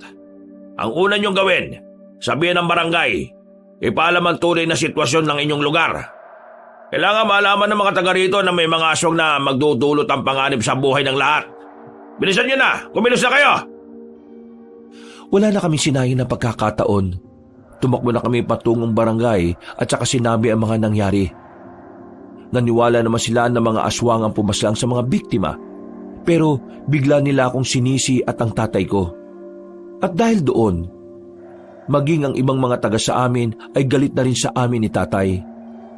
Pre, tingin ko, kailangan nyo munang umalis dito. Galit sa inyo mga tao eh. Kayo ang sinisisi kung bakit nangyari ang lahat ng ito.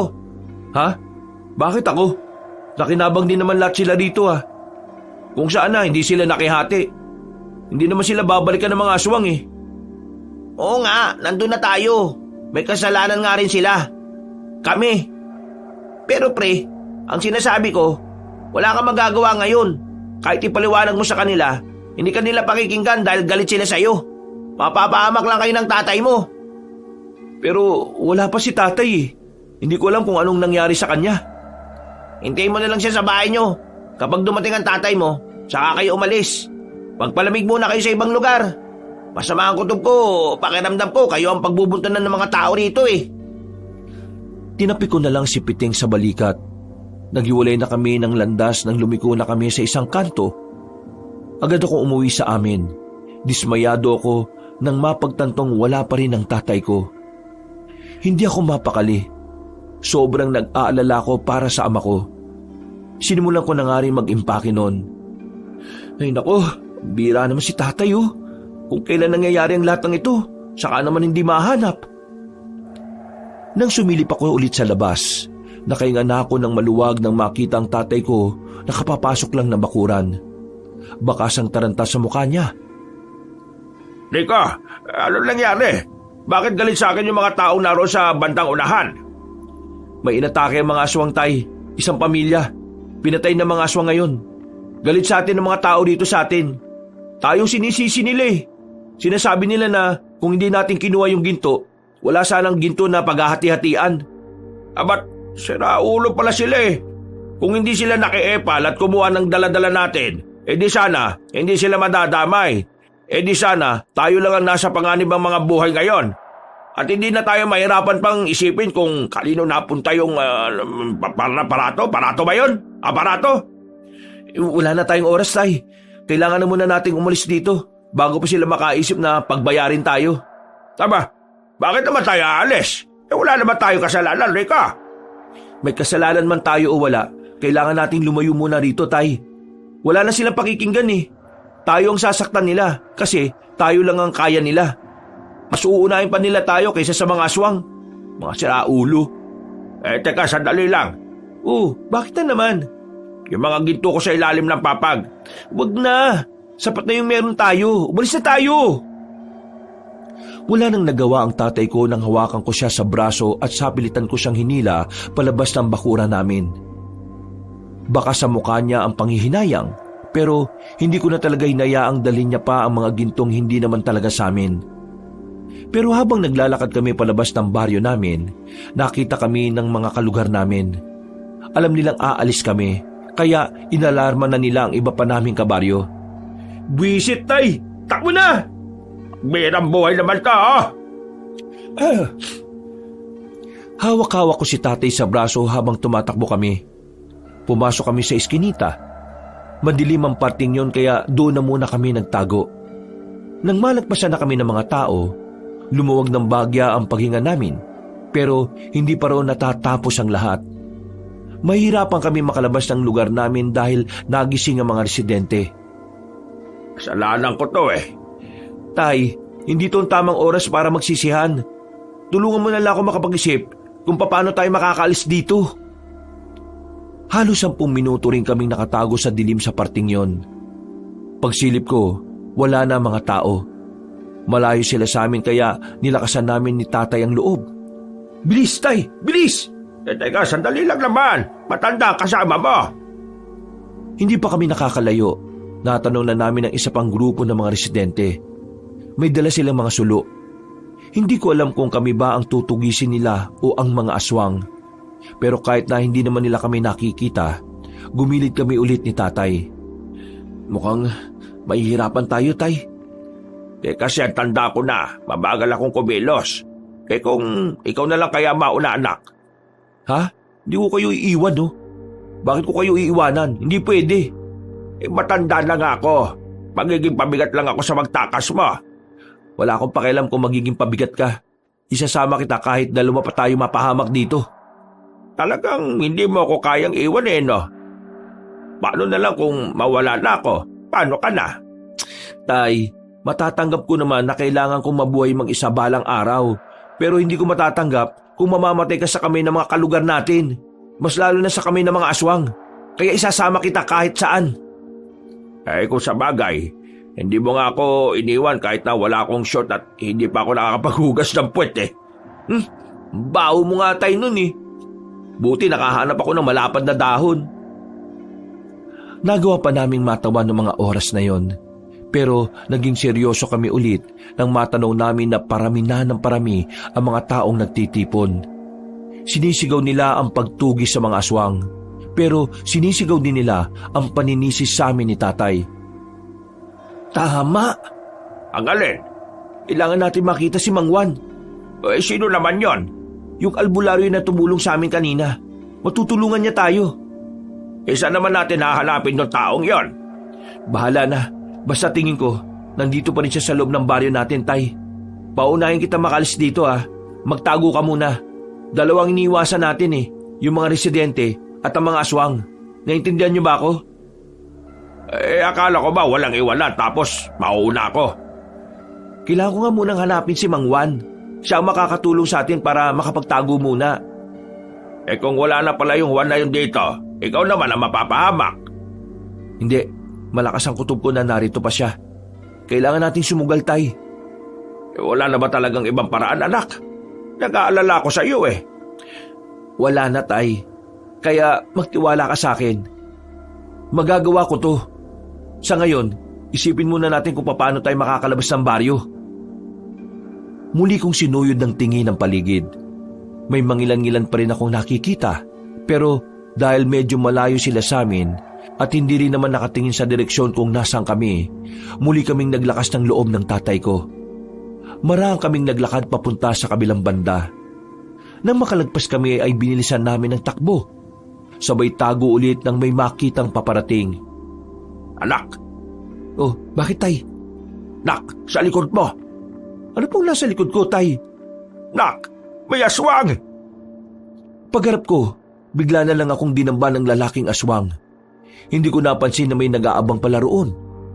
Umibabaw sa akin ang aswang na yon at pilit niyang inilalapit ang bibig niya sa leeg ko. Sinubukan ko siyang suntukin sa ulo, pero masyadong matigas ang bungo niya.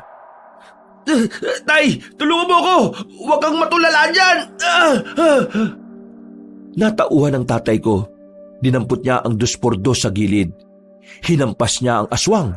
Ang kaso nga lang, bigla yung umilag. Ako ang tinamaan sa hita. Pinilit kong tumayo kahit na iika-ika ako. Ang aswang naman ay agad na umakyat sa bubungan. Ilang sandali lang, narinig na lang namin na may mga tao nang nakakita sa aswang na yon. Agad kaming sumiksik ng tatay ko sa sulok ng bahay. Nagkagulo sila dahil sa aswang.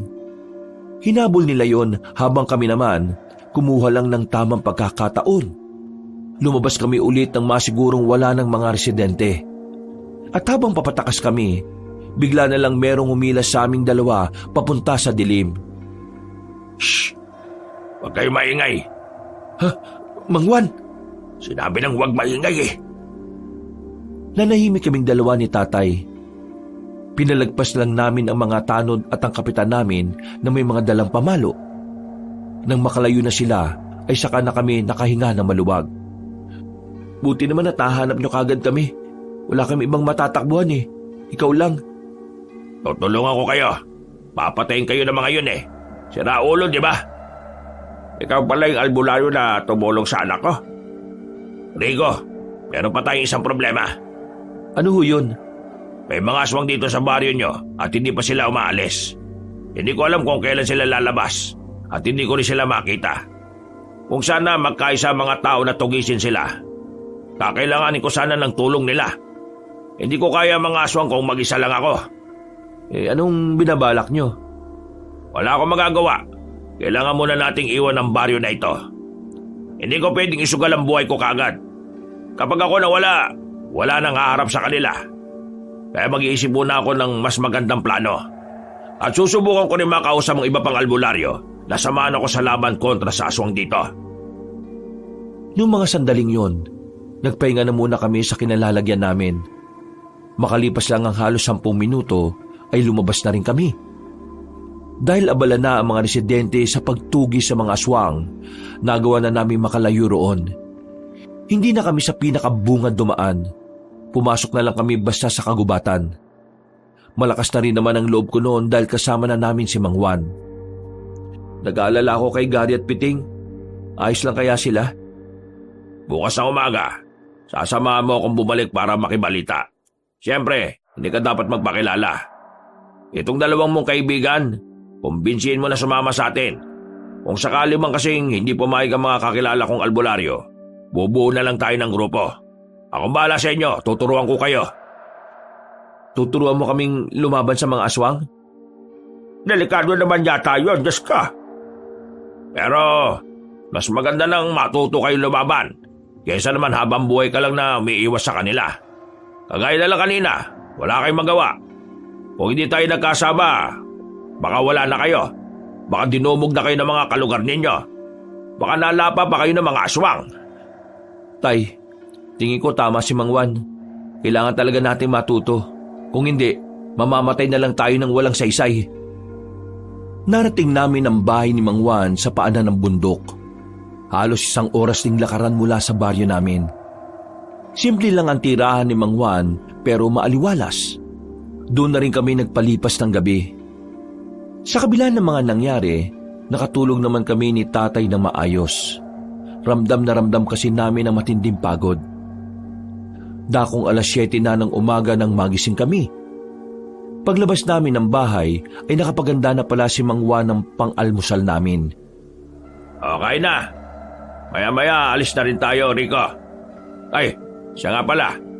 Kanina madaling araw, nakakausap ko na yung mga kapwa ko albularyo. Medyo marami-rami ang pumayag na sumama sa atin. Kaya mamayang gabi, babalikan tayo sa baryo ninyo para magbantay. Sa ngayon, kukuha na muna tayo ng update doon. Hindi ba ako pwedeng sumama dyan? Pasensya na pre, pero hindi. Mas mainam ka nang narito ka lang. Kami nang bahala ng anak mo. Huwag ka mag-alala. Hindi naman mapapahamak itong si Rico At saka, nawalan na ako ng oras na turuan kayo makipaglaban. Kailangan na natin magmadali. Si Rico ang isasama ko dahil mas mabilis siya. Kahit hindi ko maturuan ngayon, sapat na ang bilis niya para makasabay. Tumango na lang si tatay. Pero baka sa mukha niya na gustong-gusto niyang sumama. Matapos namin kumain, iniwan na rin namin si tatay roon. Nagsuot lang ako ng itim na sombrero at jacket na may panabong sa ulo. Hindi nagtagal, narating na rin namin ang baryo namin. Sa bungad pa lang, kinakabahan ako. Lalo na nang marinig ko mga nag-iiyakan. Nadaanan namin ang mga bangkay ng biktima ng mga aswang. Hindi lang pala yung pamilyang nakita namin ang biniktima ng mga nilalang na yon, kundi mas marami pa. Huwag ka magpapalata. Kalma. Kumilos ka lang ng normal. Kapag nakilala ka nila, siguradong todas ka. Nakikita mo naman kung paano sila maging emosyonal. Nakayuko lang ako habang naglalakad kami. Nilalakihan ko na lang ang hakbang para malagpasan namin sila. Nang matanong ko na ang bahay nila Piting, tumakbo na ako palapit. Piting! Halika dito! Tarantado ka talaga. Bakit ka pa bumalik dito? Hindi ba sinabi ko sa inyo na galit sila sa inyo ng tatay mo? Kayo ang sinisisi ng pagkawala ng maraming buhay dito. Oo, alam ko yun. Alam mo naman palang sinaulo ka, bakit bumalik ka pa? At kasama mo pa pala si Mang Juan. Nandito kami dahil kailangan naming makibalita. Pwede bang pumasok sa bahay ninyo? Bilisan nyo, abang wala pa sila nanay at tatay. Dali! Pare, anong balita rito bukod dun sa mga nabiktima? Matapos manggulo yung mga aswang kagabi, lumabas sila at kinausap si Kapitan. Matandang babae leader nila. Pinapahanap nila kay Kapitan yung parato. At kapag hindi raw nahanap ang parato bago mag-alas 9 ng gabi, lahat daw ng tao rito mamamatay. Yung ibang residente rito, kaalis lang kanina. Pero marami-rami pa rin ang nanatili rito. Sila nanay at tatay. Pagbalik nila mamaya, pag-iimpakin na rin sila. Aalis na rin kami rito bago pa kami mamatay. Mas maganda na magsilayasan na mga tao rito bago pa mangyari ang kinatatakutan ng lahat. Pero ayaw ng iba umalis eh. Halos 80% pa rin ang matatapang at gustong labanan ng mga aswang. Kahit si Kapitan, matigas din ang ulo niya. Akala niya kakayanin nila yung mga aswang eh. Kung makita nyo lang kagabi kung paano sila pumaslang, brutal. Tapos ang bibilis pa nilang gumapang at ang tataas tumalon. Paparating dito mamaya mga kasama kong albularyo. Tutulong sila sa mga tao rito. Pero kailangan ko pa rin ng koordinasyon ng mga tao rito. Kung hindi sila makikinig sa akin, siguradong walang mangyayari. Mamamatay tayong lahat. Kailangan natin ng matalinong taktika. Kailangan ko sila makausap. Anong plano niyo, Mang Juan? Dito ka lang, Rico. Piting, itago mo muna siya rito. Kakausapin ko lang si Kapitan. Umalis si Mang Juan. Naiwan ako roong nilalamon pa rin ng kaba. Para akong kriminal na nagtatago kahit na wala naman talaga akong kasalanan. Inabutan ako ni Piting ng kape. Pero sa halip na kumalma, mas lalo lang akong ninerbiyos. Si Gary pre, kumusta? Ayos lang ba siya? Ayos lang ba yung pamilya niya? Oo, ayos lang naman. Duman ako kanina dun eh. Wala naman nasaktan sa kanila. Gusto ko siya makausap. Huwag ngayon pre. Yung nanay at tatay nun, kayo sinisisi sa lahat ng mga nangyari. Kapag nakita ka ron, yari ka. Tawagin mo kaya, papuntay mo dito. Hindi pa rin pwede. Kahit ako, umiiwas din ako lumabas-labas eh. Alam ng mga tao na magkakaibigan tayo. Kaya yung iba, tinatanong ako kung alam ko kung nasaan ka. Ay nako, pasensya na pre ah. Mukhang nadadamay pa kayo sa gulong ito. Ano ka ba? Hindi nyo naman kasalanan eh. Isa pa, damay naman talaga tayong lahat kasi nakinabang din naman kami. Kung tutusin, wala silang karapatan na sisihin kayo ni Mang Rene. Dahil sa kasakiman, nadamay sila. Pero dahil din sa kasakiman namin, kaya nangyari to. Kami nagdala rito ng mga ginto eh.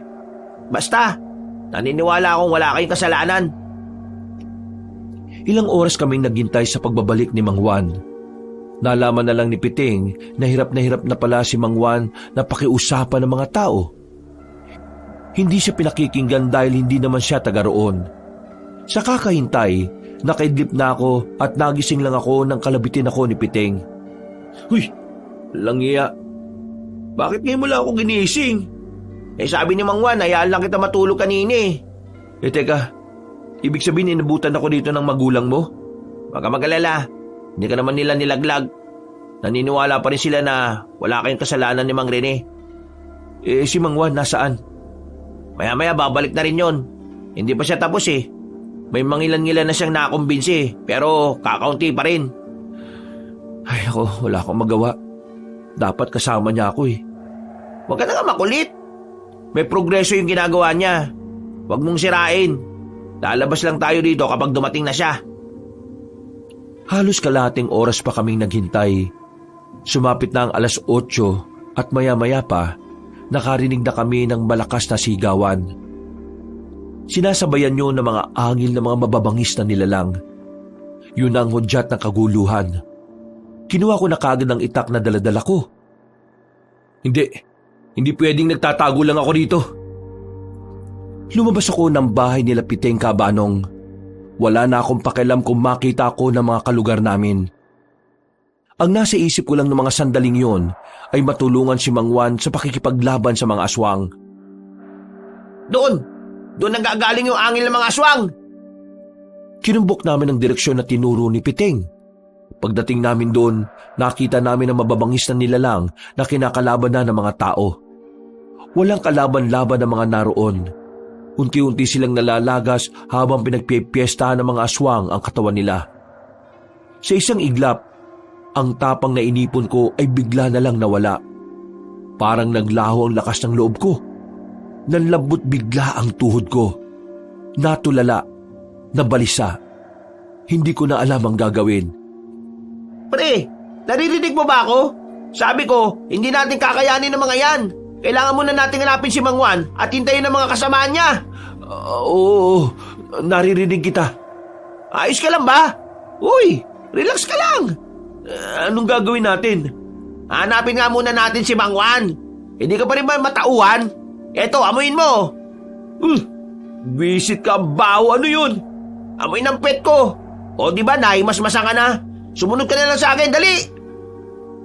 Maingat kaming naglakad ni Piting habang nangyayari ang kaguluhan sa pagitan ng mga aswang at ng mga tao. Hinahanap namin si Mang Juan pero dahil malaki ang baryo namin, hindi namin agad siya makita. Pagliko namin sa isang iskinita, napatigil kami nang meron na kaming makasalubong na isang aswang. Naglalawa sa laway ang bibig nito. Nanlilisik din ang mga mata. Palagay ko, masarap na pagkain kami sa paningin niya. Bigla siyang umatake. Nagkatulakan pa kami ni Piting. Kaya hindi pa nakakalapit ang aswang, nakabalandra na kami.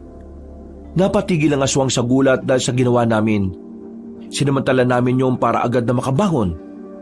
Ilang beses naming sinubukan na matamaan siya ng taga pero marunong siyang makailag. Magaling siyang umiwas.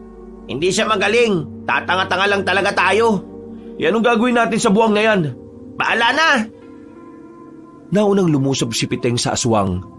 Bara-bara na ang ginagawa niyang pagtaga, pero bigo pa rin siya. Nang makita kong aatakin na ng aswang si Piteng, kinuha ko ang bote sa gilid. Pinukul ko yun sa aswang. Nang tamaan yon sa muka, ay napatigil ito. Nakakuha na ng pagkakataon si Piteng para mataga ang aswang.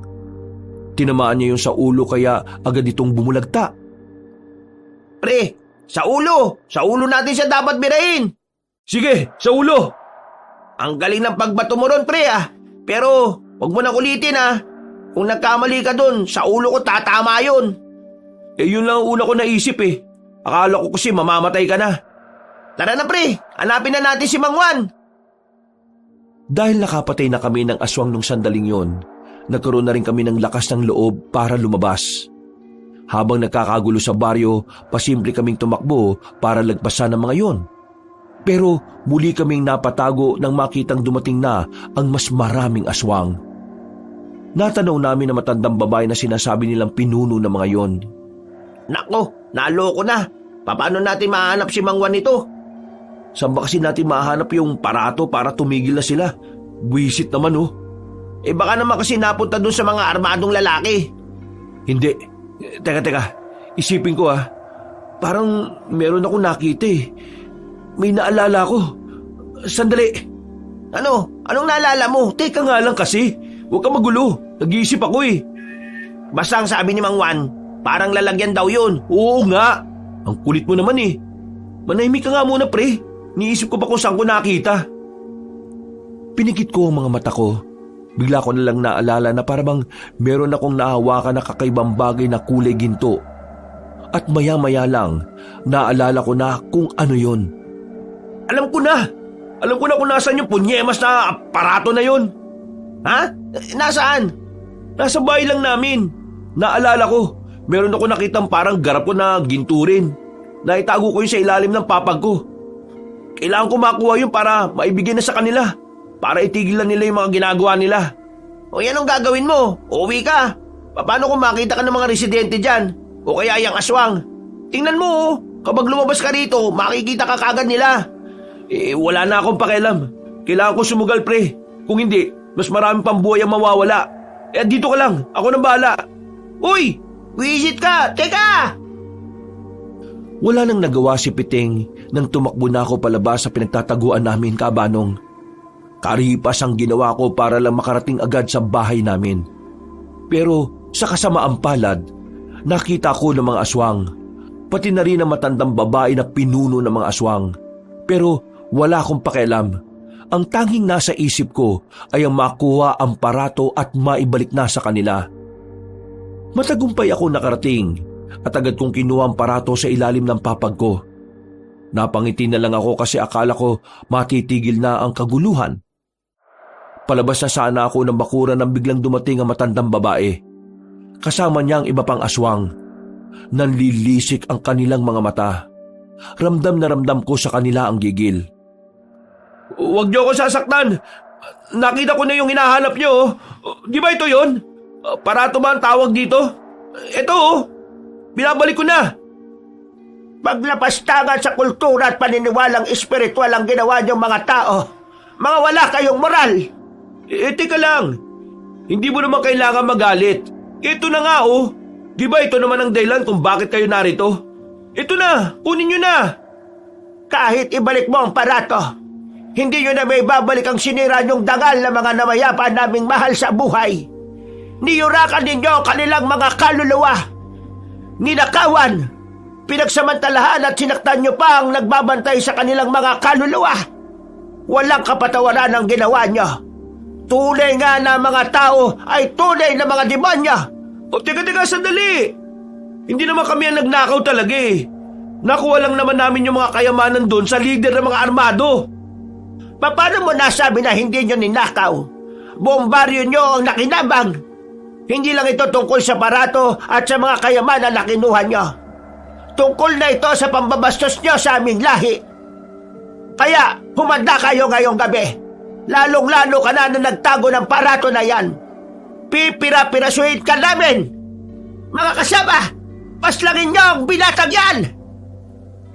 Nanigas na lang ako sa kinatatayuan ko nang makita kong palapit na sila sa akin. Para akong nilagnat sa sobrang takot. Buong akala ko kasi ay magiging maayos na rin ang lahat. Pero nagkamali ako. Napagilid ako nang makita kong may mga palasong tumarak sa mga aswang na nasa harapan ko. Kasunod noon ay nagpulasan na rin silang lahat. Pati ang matandang babae naghanap na rin ng mapagtataguan. Habang ako naman ay sumiksik lang sa gilid ng pintuan namin. Rico, ayos ka lang? Mang Juan? Wala nang silbi ang parato na yan. Gusto na talaga nilang burahin ng mga tao rito. Kaya lalabanan natin sila. Mga kasama, habulin niyo ang mga aswang! Umalis na sila, Mang Juan. Ako naman ay naiwan pa rin sa kinauupuan ko at habol-habol pa rin ang hininga. Nanlalambot pa rin ang tuhod ko ng mga sandaling yun.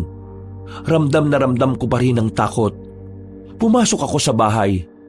Hindi ko makalma ang kalooban ko kaya naisipan kong uminom na lang ng tubig. Pero laking gulat ko nang makita ko na ang matandang aswang sa loob.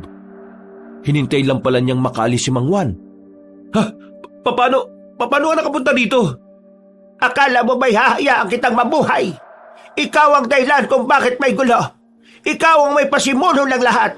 Hindi totoo yan. Kung ano man ang mga narinig mo sa mga tao dito, mali yun. Wala akong tiwala sa mga tao. Kaya wala akong pakikinggan sa sasabihin mo. Humanda ka. Ako mismo ang lalapas sa... Sandali lang! Nagulat na lamang ako nang biglang lumabas si tatay mula sa kusina. Bitbit niya ang isang tabo ng asin. Sinaboy niya yon sa matandang aswang at dahil sa ginawa ng tatay ko, halos mangisay-ngisay ang aswang na yon. Parang napapaso ang balat nito base sa nakikita namin ni tatay. Walang yakang aswang ka! Wala kang karapatang pagbantaan ng buhay ng anak ko! Buong akala namin ay mamamatay na sa asin ng matandang aswang. Pero makalipas lang ang halos 2 minuto, nakarecover siya kahit nalapnos ang balat niya. Talagang ginagalit niya ka! Anong akala niyo sa akin? Mahina! Mamamatay lang sa asin! Mga hibang! Kinuha ko na ang itak sa gilid. Kahit na alam kong hindi ko kakayanin ng aswang na yon, humarang pa rin ako kay tatay para akong humarap. Tay, ako naman ang bahala sa inyo! Nagsimulang gumapang ang aswang at lumundag palapit sa amin. Pero laking gulat namin nang bigla namang lumitaw si Mang Juan sa pintuan. Tinaga niya ang matandang aswang sa binti. Nang mapadapa yun, hindi na nagdalawang isip si Mang Juan na tadtarin ng taga. Pero nagawa pang makadistansya na matanda. Dumaan yun sa bintana. Tatakas pa sana matandang aswang pero hinabol ito ni Mang Juan. Merong kinuha si Mang Juan na kulay pilak na kutsilyo. Itinarak niya yun sa katawan ng matandang babae at ilang sandali lang, tuluyan ng nalagutan ng hininga ang aswang. Rico, bantayan mo ang tatay mo. Aasikasuin lang namin yung mga natitira. Wala na itong pinuno. Madali na lang yung mga yon. Umalis si Mang Juan, pero kaming dalawa ng tatay ay nasa bahay lang. Natatanaw pa namin ang bangkay na matandang aswang na nakadapa sa lupa. Kahit na alam namin patay yun, hindi pa rin namin magawang maging kampante. Makalipas ang halos 1 oras, tuluyan na ring nawala ang mga angil ng aswang sa baryo namin. Isang senyales na ang mababangis na nilalang ay natalo na rin ang mga kasama ni Mang Juan. Tay, ligtas na tayo. Wala na kayong dapat ipag-alala. Wala na ba mga aswang? Wala na. Nang masiguro nila Mang Juan na napulbos na nila ang mga nilalang na yon, binalikan na rin nila kami. Kasama na rin nila si Piteng. Kinaumagahan, nangangamoy sunog sa baryo. Sabay-sabay kasing sinilaban ang katawan ng mga aswang. Ang mga residente naman, hindi pa rin nila kami napapatawad. Kami pa rin talaga ang sinisisi nila. Kahit na anong paliwanag namin sa kanila, ay galit pa rin sila sa amin. Ang maganda nga lang sa nangyari, hindi na sila marahas. Kaya naman, para makapamuhay kami ng tahimik ng tatay ko, naisipan na lang naming manirahan sa bayan. Sigurado na ba kayo? Hindi na talaga magbabago ang isipan nyo? Alam nyo naman, hindi na kami matanggap ng mga tao rito.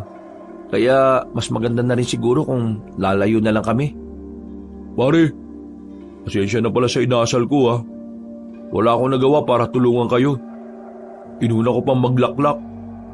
Habang tulog ako, marami na palang napapahamak. Pare, wala kang kasalanan. Kami nga ni Piting na mulat, wala rin naman kaming nagawa eh. Ang sinasabi ko lang, hindi mo dapat sisihin ang sarili mo. Wala namang may gusto sa nangyari eh. Basta kayong dalawa, magpapakabait kayo ha. Makikita pa rin naman tayo eh. Pwede naman kayong pumunta sa amin kapag may oras kayo. Kailangan lang talaga namin tong gawin para na rin sa katahimikan nila. Oh, paano? Alis na kami. Nilisan namin ang baryo na naging parte na ng buong pagkatao namin. Kahit masakit, kailangan namin gawin yon bilang paggalang na rin sa nararamdaman ng mga taong nabiktima ng mga aswang.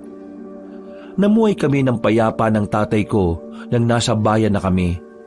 Si Mang Juan ang naging sandalan namin dahil malapit lang din ang isa niyang bahay sa bayan.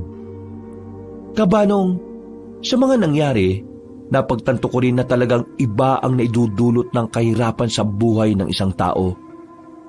Dahil sa kahirapan, nagagawa nating mapag-isip ng mga bagay na hindi naman dapat. Dahil sa kahirapan, madali tayong nasisilaw sa mga alam nating mali pero makakapag-unlad sa atin. Mabuti na lang talaga, mabait pa rin sa amin ng Panginoon. Dahil sa kabila ng mga nangyari, nakasama pa rin kami ng tatay ko. Tatapusin ko na po ang aking kwento. Hanggang dito na lang po, and more power sa inyong channel. Marami pong salamat at pinagpalang araw po sa inyong lahat mga kabangers at mga kayanggaw. Mga kabangers, mga kayanggaw, si Kabanong po uli. Ayun, maraming salamat po sa pagsubaybay sa ating bagong kwento. Pero kung nabitin kayo, baka naman po pwedeng mabisita nyo naman yung isa po nating channel, yung Pamela Clamil na channel. I-search nyo lang po dito sa YT. Ako din po ang nagnanarrate doon bilang si Lolo Pael at minsan ako po ang nagnanarrate. Maganda rin po yung mga kwento doon. At pag bumisita po kayo, huwag niyo pong kalimutang pindutin yung subscribe button kasi kukunti pa lang po nagsusubscribe doon eh. Kaya sana po pakisuportahan. At paki-comment na lang po para ma-replyan ko po kayo. Dito rin po mag-comment kayo kung saan kayong lugar na nakikinig para mabati ko po yung mga kalugar ninyo. At syempre, don't forget to like and share. Hanggang sa susunod na kwento. Wakas!